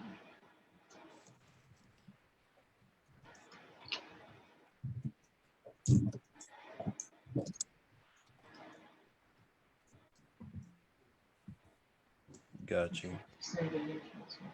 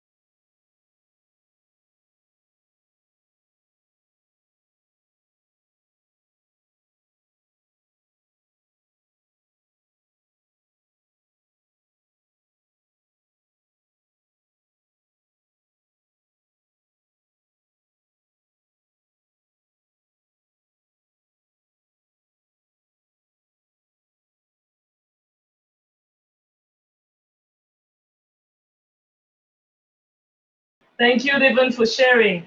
Thank you. Thank you. Yeah, I see the question. So a little bit of background about me. My stage name is Queen Lila, but my name is Lila Mukendi. I'm from the Congo. I was born and raised in France and currently living in the UK. So I see, let me look at the question. The language I'm singing in French and Igbo. I don't know if there's any Nigerians on the Igbo side. So basically, Akola is yeah. So you guys, you know that track. Any Igbos, they know that song because it's a remake of Akola Wonyara from the Funkies. They released that track in the 70s, and it's talking about mental health. So that's say somebody about the Igbo. Yes. I see. Bonjour, bonjour. Yeah. So the reason why I jumped into this project was the mental health side of things, because one thing that I've noticed, especially being like African, like in our community, people don't really like to talk about those kind of things. Or you hear, now go to church, you get your healing in church. Yes, which is good. That's a good start. But I believe that when you go to, when you have the flu, you go and see the doctor. When your head is not working fine, go and see someone or go and speak to somebody. You know, for me, music, writing, training at the gym, that's my therapy. So you don't have to sit there and need to talk to someone. There's so many things you can do to deal with your mental health, you know. And I think that is a subject that we don't really talk about in our Black community, you know. And I've done some research, and I've also found out that I don't like going to talking too much about that, but this is the reality. With the trauma that we have gone through as Black people, or our ancestors have gone through, it stays in our DNA. So if you look at a lot of our people, we do have a lot of mental health issues that we do not address. And I think that is very important to go back to that and deal with those things, you know? So that's the reason I came up with this song, because I don't see people singing about it. So I was like, you know, now let me just do this and, you know, make awareness of this subject. So that's Akola. The song's been out for the past few months in radios in Congo, Kinshasa. It's been playing, the video is out there as well. I don't know if anybody has any questions or want to say anything about that, because I want to go back to what we're talking about earlier about the curriculum. That is a subject that is really close to my heart. So I just wanted to add something to what a lot of my brothers and sisters have been saying as well. So I don't know if anybody has any questions about mental health. You can just move on. If anyone has a question, please just drop it in the chat session, and and we'll pick it up. Yeah. Yeah. I heard one of our sisters, she mentioned something about building our own schools, which is not bad. And I don't want to sound negative. I'm all up for any type of solution, you know, that's going to help, you know, about us and our children, about learning about the real history, not some European brainwash nonsense. So I have my father. My father's been a professor in France for about 30 years. And now, as we speak, he's gone back to Congo. And with all of the experience that he had in France, he got the attention of the government. So I think that would be one way to get into the government and trying to influence like the education system or the curriculum. That's how we see it. In terms of building our own schools, that's a great idea. My only thing is that if we do private schools, our diplomas, are they going to be recognized? Unless we don't really care about that, or we just want the information out there. If all we want is our real history to be taught. I've seen this girl, I don't know if there's any French-speaking person here. I don't know if you know of this young lady called Grandeur Noire. She has these books that she makes for children, drawings and with our history, but for children. And those are things, I don't know if we got anybody that is an illustrator or drawer, painter that can write books and tell our own history to our kids. So there's different venues and different things we can use to, you know, to tell our kids our own history, you know? Yeah, that's what I wanted to say. All right. Thank you. Yeah. Melanin, you there? Are you still with us? Yes, I'm here. I'm moderating in the chat. If you want to go through there and kind of read it in comments. I also want to say prayers up to Congo. If we can all take a moment to send prayers up to Congo, because they did have a volcano or volcanoes that erupted there that have killed and displaced a lot of families. So there's a lot of sadness and trauma going on in Congo right now. So if we can take a moment of silence and send our prayers up. Yeah.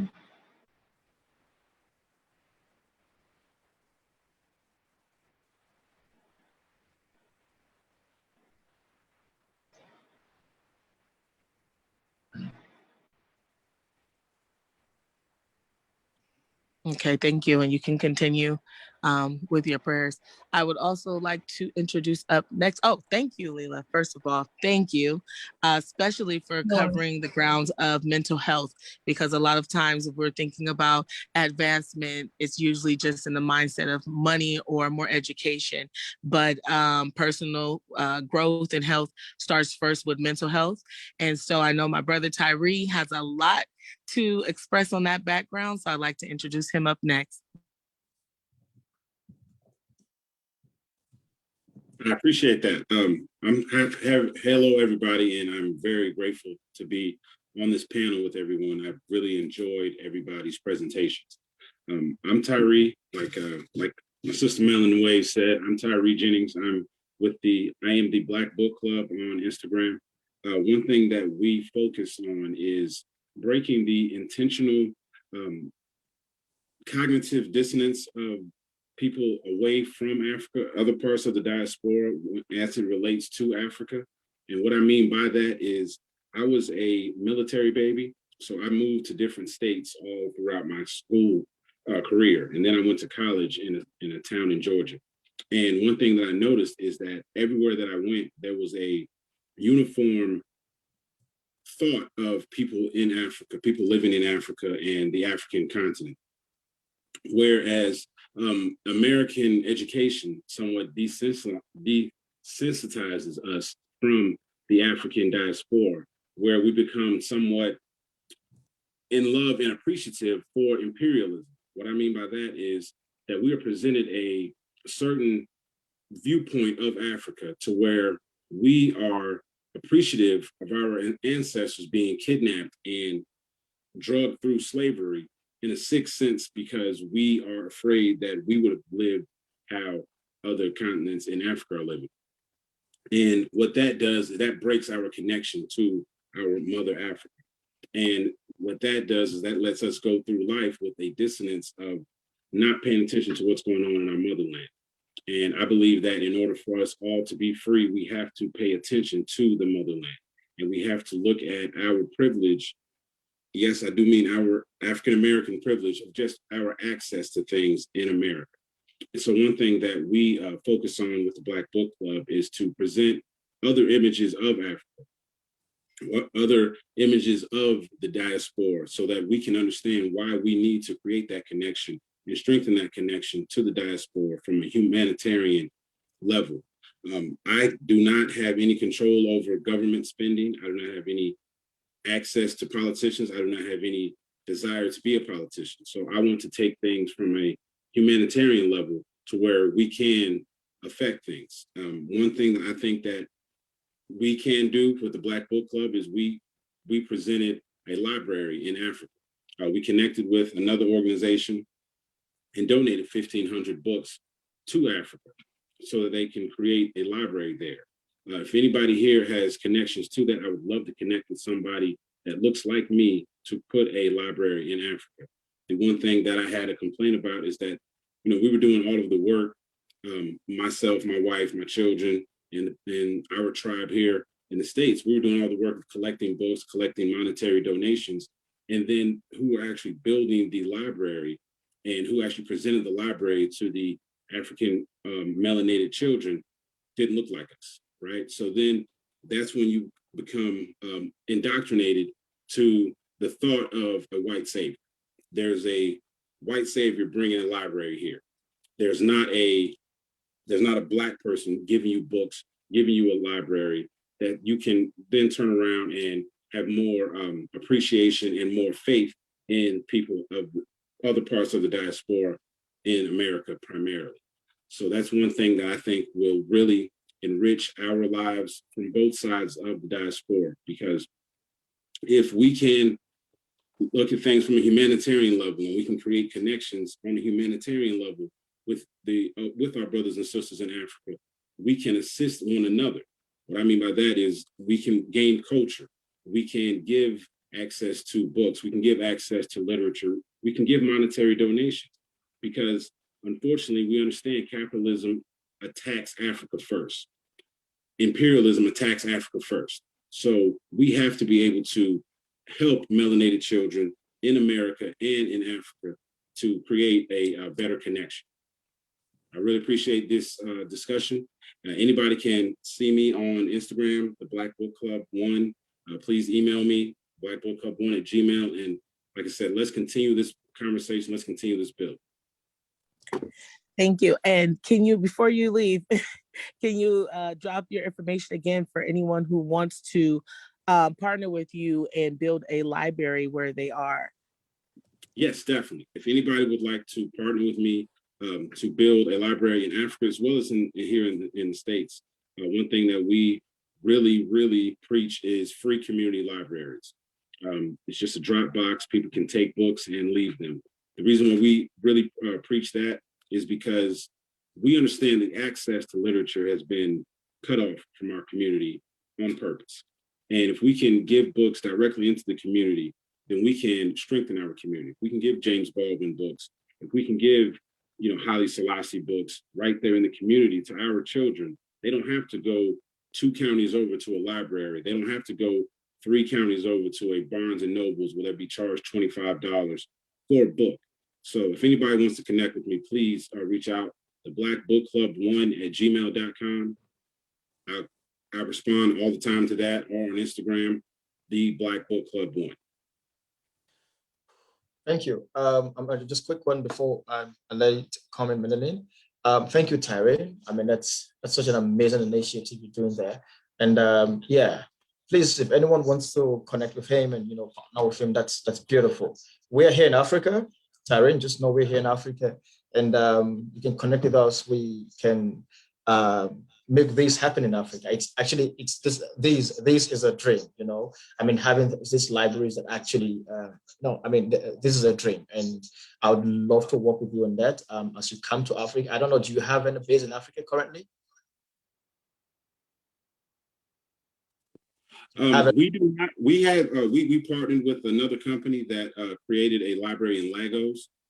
That was about last year, and so now we're on the hunt to try to connect with you to where we can build something on a more one-on-one level to where we can actually put change.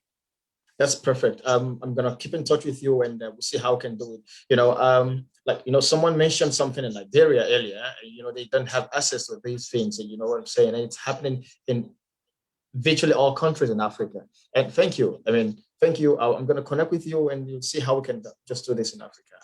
That's such a brilliant one. We'll do it together. This is a dream. This is a dream. Thanks. Let's do it together. Yeah, we're gonna create the platform here for that dream to be realized. Melanie, so, whoa, it's been really interesting, guys. I don't know, do we still have Nelly in the house? Nelly, I was gonna call you earlier. Oh yeah, Nelly is here. So Nelly, yeah. I would like Nelly to make her presentation, guys. Nelly is working, like I said, she is a space advocate. Come on, a space advocate. Whoa, let me tell us what's happening in the space.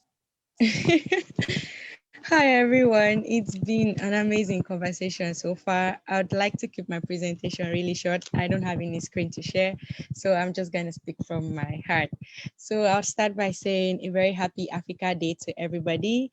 And I've learned so much, and I'm really glad to hear all the wonderful initiatives going on all around the world for Africa's benefits. I've been so inspired, exploring from what Tari has been saying about the book club. For someone that loves books a lot, I am so excited to know that that's happening, and I would love to come in any way I can help promote that in my country, Nigeria. So quickly, my name is Nelly Helene Broka, and I'm a space advocate, like Prince said. So I'm active in the African space industry. Just to give a little bit of a background about myself before I quickly talk about space education in Africa. What I do in the African space industry is I promote space awareness for young people. So I get to talk a lot about space technology and how to get involved, how to get scholarships, how to follow up with the African Union in terms of space. I don't have a science background. I'm a law student. I'm in my finals, so I'm not into the tech area or the innovative area in terms of inventions and stuff, but I'm big time into awareness creation. I'm the West African coordinator for the Moon Village Association and national point of contact for Nigeria to the Space Generation Advisory Council. And I also volunteer for a lot of other space-related organizations.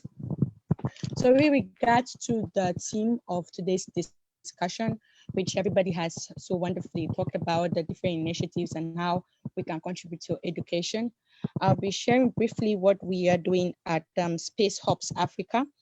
Like we have noted here today, education is really important and it's the bedrock of any society. If you want to know how advanced any society is, you just have to look at how important they take education.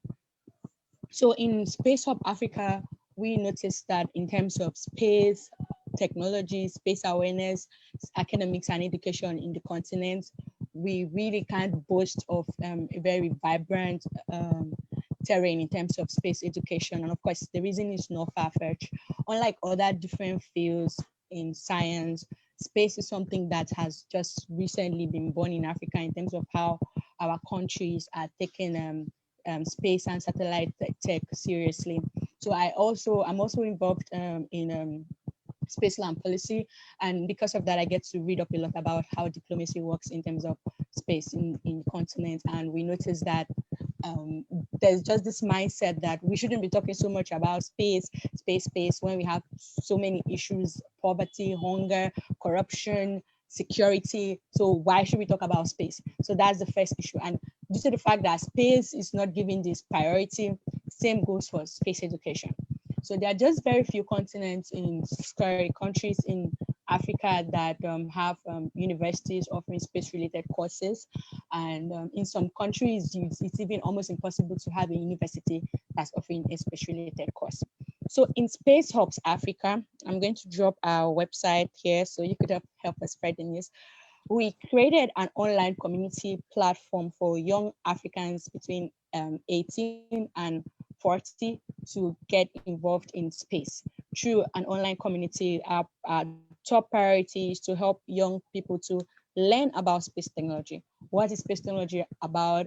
What are the benefits? How can space be used as a lever for the development of Africa? Here in Africa, what we do basically, we are for space advocates, we are all in for space for development of Africa, space for good. Not just space the way it's done in America, all the folks in America, you know, all the whole things about going to Mars and all the fancy things. For us, it's about how can space affect lives? How can it help children? How can it help people in rural areas, in agriculture? That is our focus.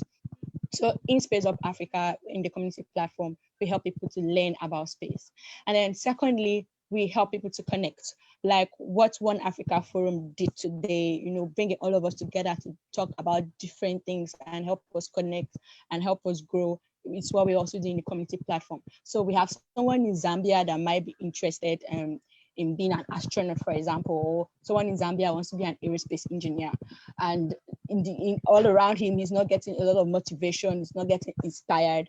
When you come to our community platform, you will notice that you are not the only person that maybe wants to reach out for the stars or wants to reach out for tech in that way. So we help connect people and inspire them. And lastly, in the platform, we help people, encourage people to build their own space-related companies, industries, or corporation. At the meantime, we are still growing. So we focus more on learn and connect. We organize career-related webinars for young students, undergraduates, and young professionals. And then we get people in the industry, the stakeholders, the people that have the PhDs, and the people that are out there, even those in diaspora that may have experience. And then we get to coach these young ones on how to really get involved in space.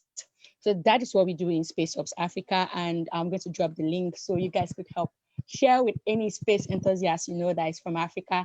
So this is our little contribution to ensuring that in the near future, we would have people that would build this part of the continent space sector, because space is actually the future. Like in next 20, 30 years, even today, right now, we can hardly do without satellites. A day without satellites would be an incredibly bad day. And then you have so many countries in Africa, over 30 countries that don't even have one single satellite. So that shows you the level of backwardness in terms of education and innovation in this aspect. So there's a need to develop homegrown capital, homegrown human capital in space, and this will only come by space education. Personally,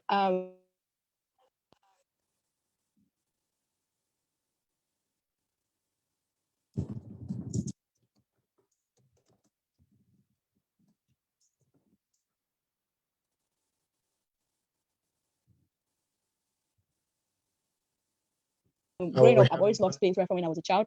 People are just going to seriously. So I made up my mind that they want to. So my conversation right now. So in a summary, I want to thank everybody. I've learned so much. I am so inspired.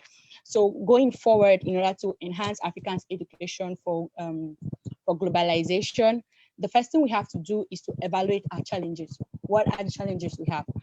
And I think the first one, I'll just mention only one challenge, and is that we need more conversations like this. People need to be aware. Too many people want Africa to succeed as not collectively, like everybody just wants, you want Africa to grow in your own country. But I'm a Pan-Africanist, and I believe like we all can only do this together.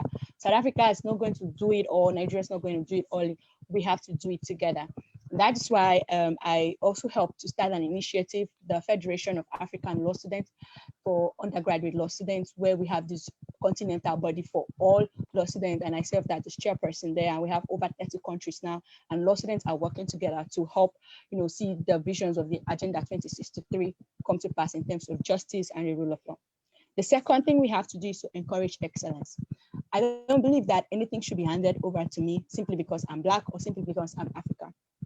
So one of the ways we can cure the negative ideas that people have about us in the continent is by showing excellence in whatever and wherever we are, in diaspora and even in the continent. We just have to be good and super good. So good that they would not ignore you, so good that they would come look for you and come look for the contents that you have. So I strongly believe that in Africa, in all our different initiatives here, we should encourage and pursue excellence. And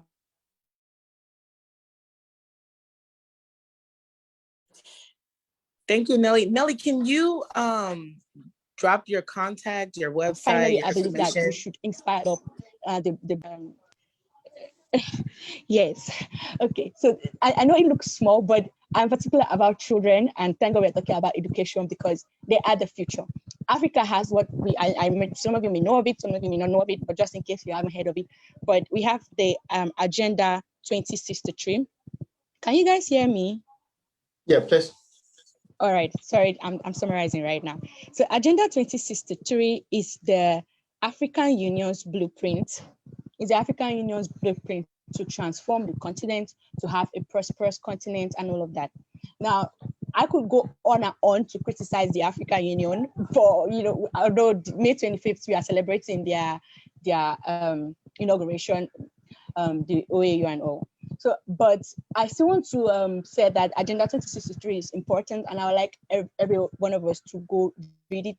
And there are different aspirations in the agenda, and all what we have said here today can be summed up in 1 or 2 or 3 or any of the 7 aspirations of Agenda 2063.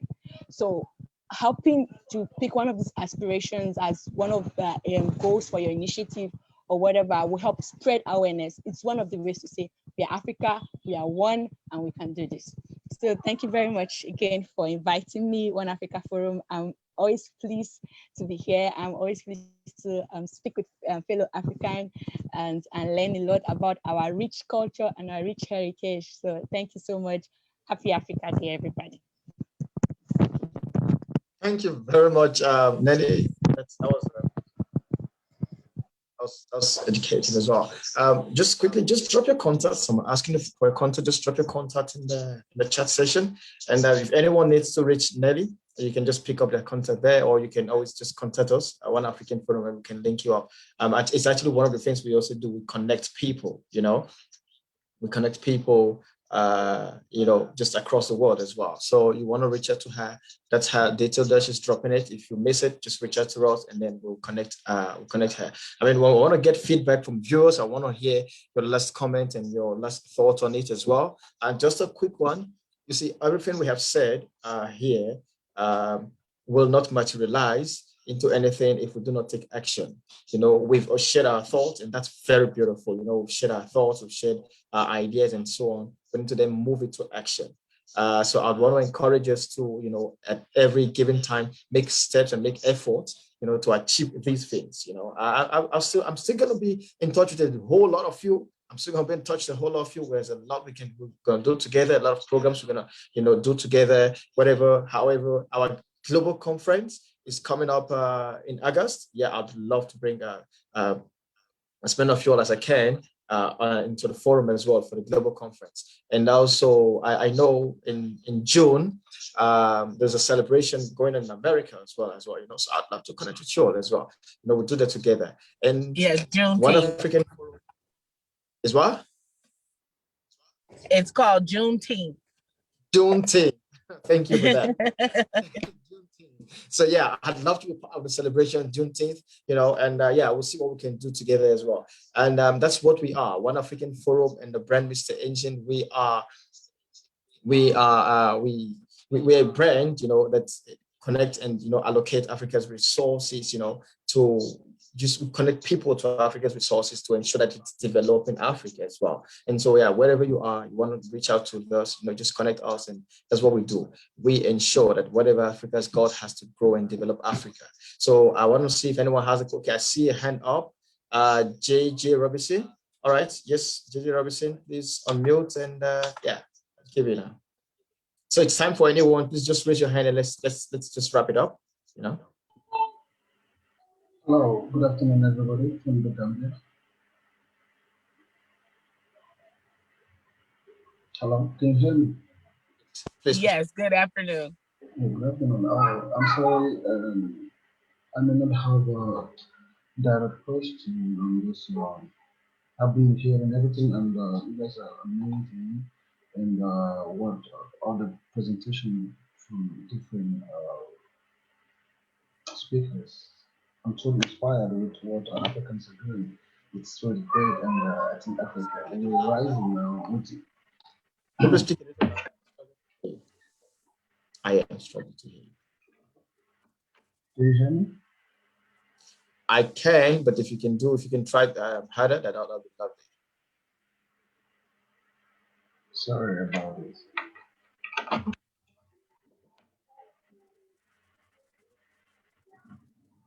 Can you hear me now?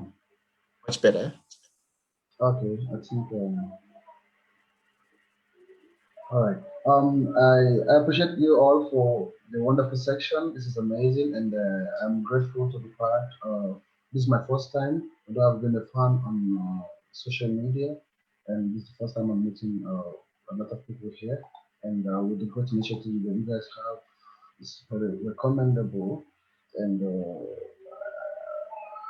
I encourage everybody to keep it up because this is the only way we can move Africa forward. My name is JJ Robinson, and I'm a Gambian, also a Nigerian mix, and I live and based in the Gambia, although I have been away and back home because Africa is the future. And I've been back since 10 years, and due to I switched career, I've been focused more on entrepreneurship. My question is, I wouldn't just jump in and say what are the benefits, because benefit comes with action. If we are doing all this work that we're talking about and how we can integrate Africans, how can we do it with action? For instance, I created what I call the internet village. There is no such thing here. What I mean by internet village is like an internet hub where I can give internet free to the youths to connect to the online and develop their internet curiosity. Some people want to be YouTubers, but they don't have access to data. So I created a free space where they can come and use as a hub. And from then I've been doing voluntary aspect as well, engage the youth to be positive. Because we are in the Gambia, a lot of youths run away from the country but running to Europe through the Mediterranean Sea, and a lot of people have died and drowned. So I don't want to see that happening. I didn't go to Europe through that back way. I went to Europe flying as a footballer back 15 years ago. So I came back to give back and find ways to integrate the government to help these people to develop. Because the problem with Africans, most Africans, young people, that is they don't have focus, they have no mentors, they have no vision. So you need somebody who can help them to develop these things. And this is what I do. So I don't just speak, I act.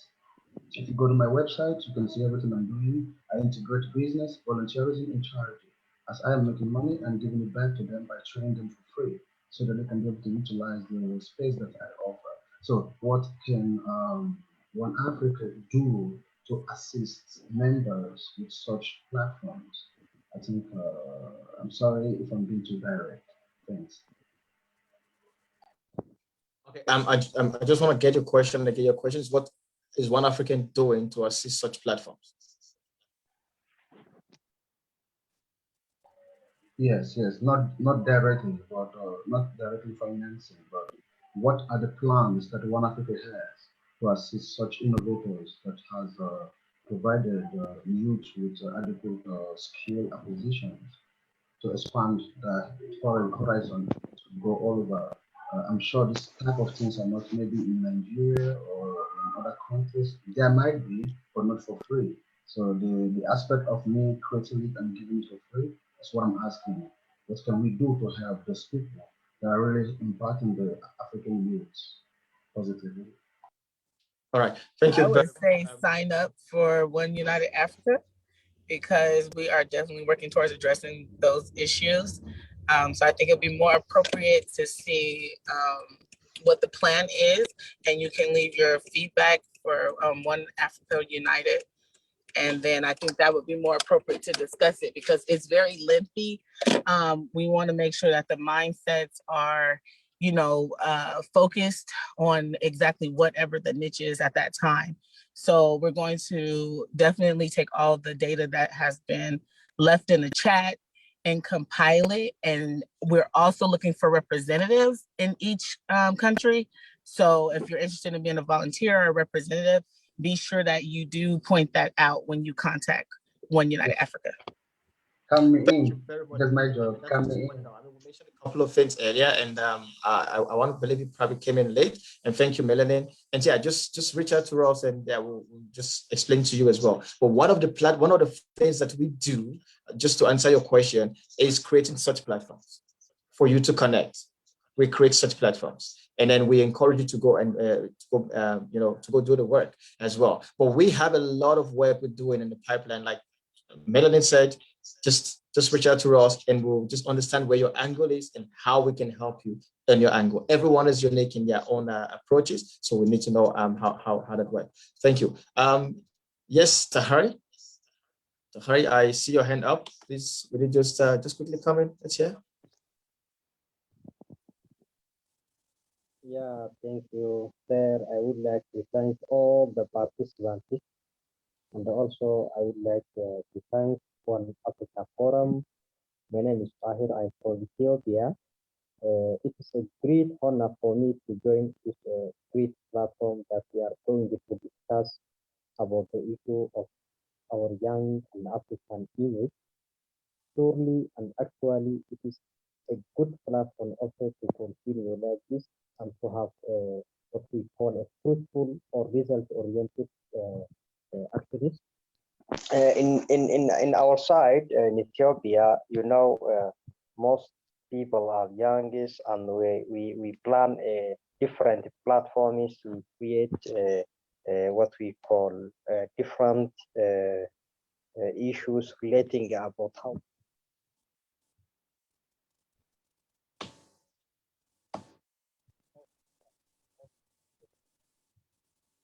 Hi, can you hear us?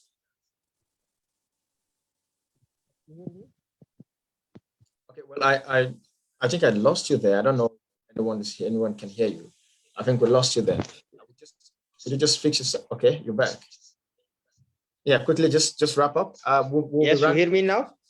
just gonna hear a thought or two from one or two other people, and we'll be running up the session. And then we need to, yeah, Stephen, of course, I was coming back to you. We need to wrap it up, and we need to get to work. We need to get to work. Yeah, Tahari? Yes, can you hear me, please? I can hear you now. Yeah. Thank you, One Africa Forum. It's a great honor and pleasure for me to join this fruitful platform. I'm from Ethiopia, and I'm very happy to join this platform. It's my first time to be here. So I would like to discuss 2-3 more issues. You know, if you are a young African people, always what we need is we have to have what we call it integration systems. We have to integrate our people. We have to promote our cooperation, and also we have to promote how our young people will get a good opportunity to learn and to have and to be an educated person. So what I am recommending is always, there is a lot of challenges for our young brothers and sisters that they do not have access to learn education. So always, for example, in our organization, we have an organization we call Youth Pastoralists Development Organization. We help the young pastoralists, to join educationists, to get access for what we call access of education, to get access of libraries, and so to get access of how they can develop their talent skills, even if they have a traditional talent skill. So this is a good and a good chance for me, and also for the other young people, is to be integrated together and to develop our continent. If Africa is not as much as other countries, Africa is more of fruitful and also energetic young people. If we come together, if we help each other, if we promote like these platforms, I am sure that we will change our young and sisters and brothers. So what I am suggesting is always we have to promote to have what we call it institutions that will build our young youth and also our African people, how we can develop them, how we can promote them, how we can help them, how we can contribute their potential, what we call it, skills to be invented. Most African youngest, they have a good potential skill, but they don't have an access to develop their potential skill. They don't have more companies that promote their skill, their talents, and their potential, what we call it, cultures. So I would suggest also to continue like this platform is to be together, to be together. We have to cooperate each other. We have to promote our, what we call it, our skills, our young people is to have a good skill education. And also we have to continue like this platform is, we have to have also, we have to develop some organizational or institutions that will help, what we call it, our brothers and sisters. In other words, also, I would suggest also we have to have what we call it fundraising events for the young people, for the young African people. We have to form what we call it fundraising forum for one African, what we call it, our people. We have to we have to invent our internal issues. We have to be a good leaders in the next, what we call it. We have to develop good leaders in the next generations. So thank you. I don't want you to speak a lot. All my friends has discussed more issues that I have been planning to discuss. Thank you. And also I would like to thank all the other participants for this event. Thank you, One Africa Forum, and also the host. Thank you for all of you. Thank you so much, Tahrai. please, you may leave your contacts and anyone can connect with you. As for me, I'll reach out to you definitely. I think I've seen your contact in our database as well. So I'll reach out to you and, and we have a lot to, to do together particularly in East Africa, in Ethiopia. In Ethiopia, I'm so passionate about Ethiopia. I mean, well, you might not understand. I think it's a personal story, so don't worry. But I'm passionate about Ethiopia. I love Ethiopia. So I was gonna leave it to Stephanus. I think we just lost him now. Oh, Steph. Oh, I'm here. Can you hear me? Yeah. Oh, yeah. Quick one, please. Oh, okay. Hi, everyone. Pleasure to see you again. My class was in the middle of this, so hopefully some of them had to log out, but hopefully they learned from all of this. But some of the things some of the greatest things that we drove home and some of the points that were brought about was the fact that as a diaspora, we need to be interconnected in our history. And that's just something that's from whether we're talking about the Caribbean, whether we're talking about African Canadian and African American history, African European history. That's something that we all feel as if is a bond that we need to connect on, and not just from our age, but something that we've noticed is that it needs to start at a young age. So like our children, because our children learn European history and they learn and they understand Africa through basically a Eurocentric mindset, which is something that growing up in both Europe and Africa and in the Americas, like you see this disconnect between what isn't and is being told. And so for me, something that I've come to realize and something that I've been working with at Steam Engine Academy is the fact that we need to look at our history and not just from one particular point of view. Like we just can't look at African history in America, but we have to look at important figures in different parts of Africa, whether we're talking about North Africa or South Africa. And so at Steam Engine, what I've been doing and what we've been working on is a curriculum to build and to look at important African figures throughout history, throughout different regions across the globe. So let's say, for example, we're looking at important figures in Brazil.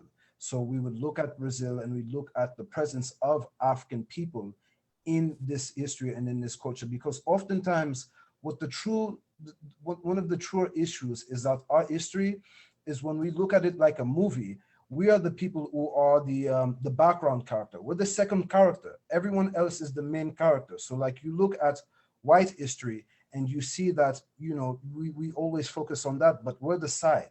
And so oftentimes we don't get to see all of our history. And so what I've been working on is looking at and focusing on that. So if anyone wants to, I worked on a paper in my college years, and it talked about Cimarron and basically the liberation of African people throughout the Caribbean. Because what we don't talk about and what we always don't really look at is the fact that to go back to the point of slavery, for example, is that we look at it in the United States, but we don't talk about it in the Caribbean and in Central America, where there were a lot of what we call Cimarron communities, which were African people who rebelled against their slavers. And not only did they rebel, but they fought and they gained their independence and freedom.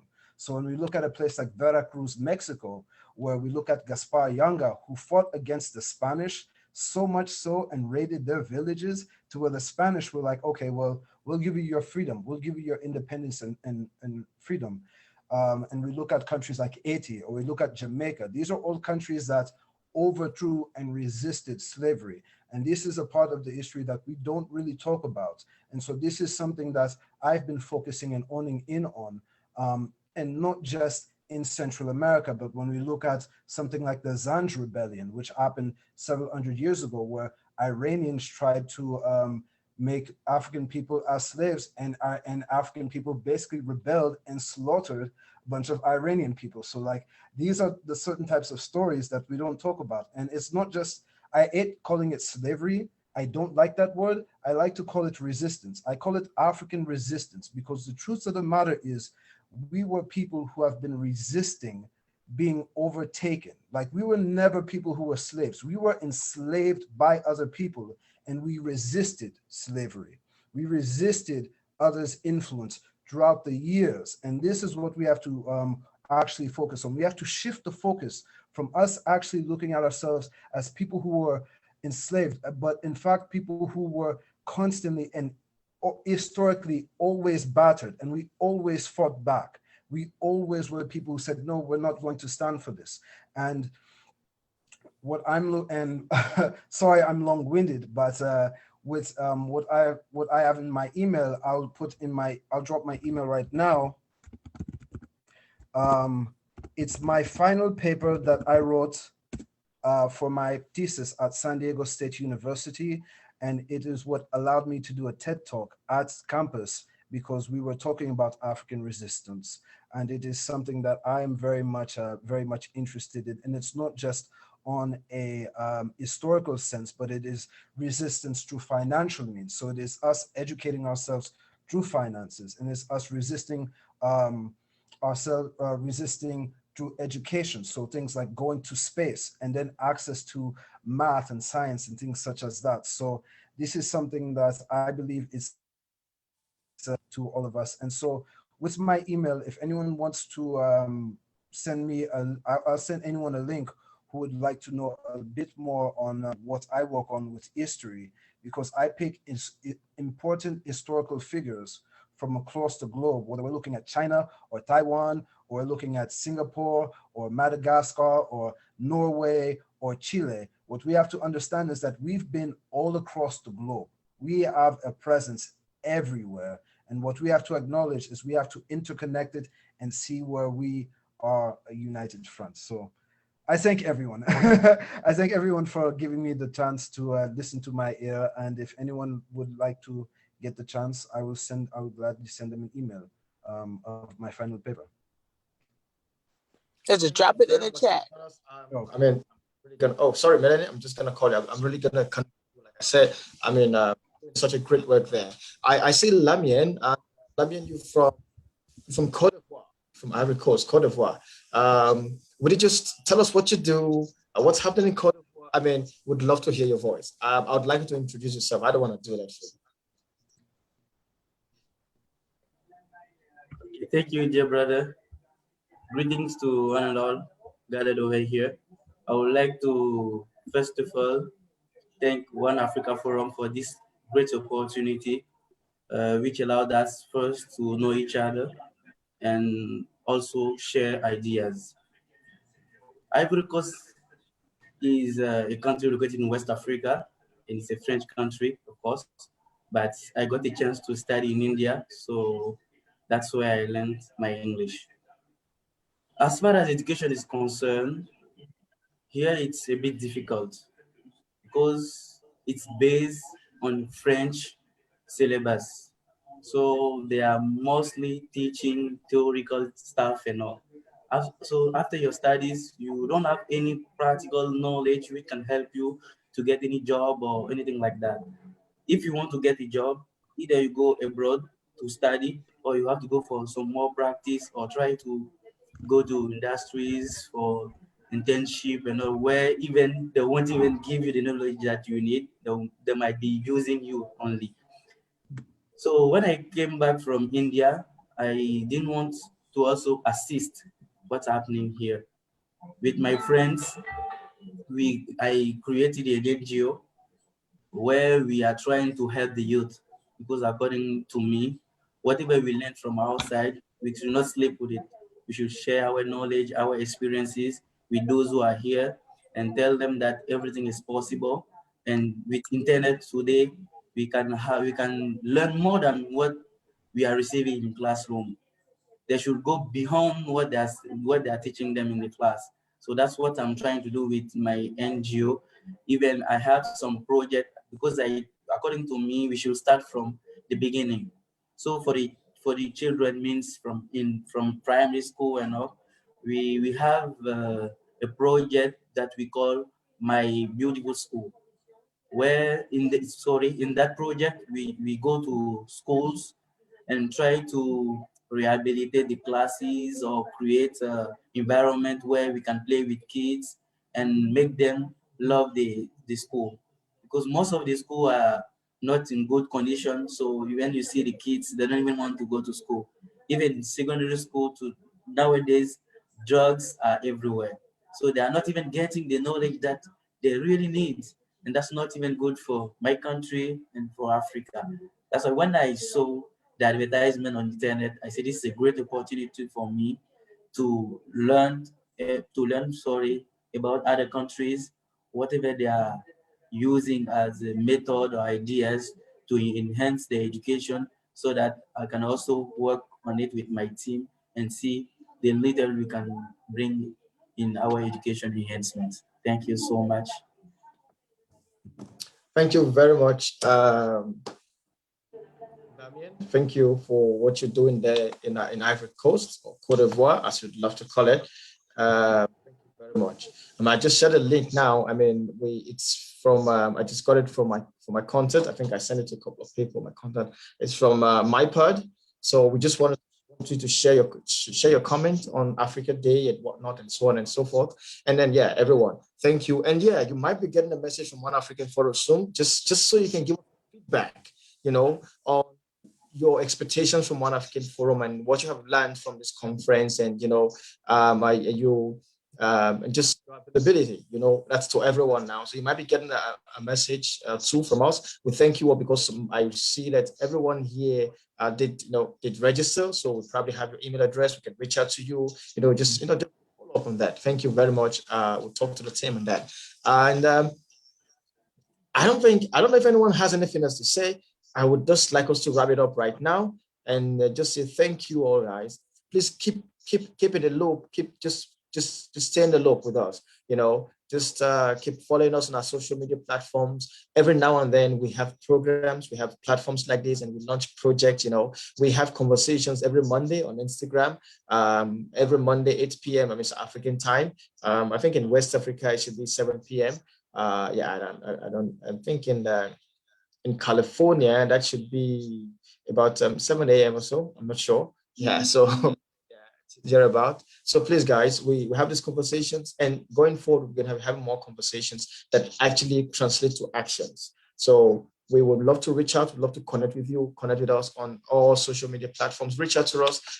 I just dropped my contact number there for anyone to reach out to me. Just do that again. We would love to hear from everyone. I'm going to do that again now.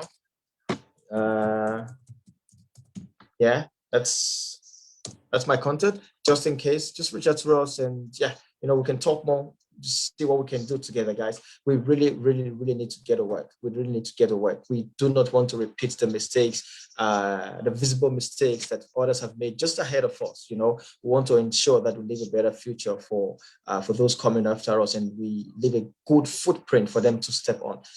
So guys, we really, really, really thank you all for this time. I don't know if anyone has any final words. Melanie, tell me you had the final I'm driving. Thank you. I'm hearing everyone. I'm glad that everyone was able to share, and we were able to hear from some of the viewers as well.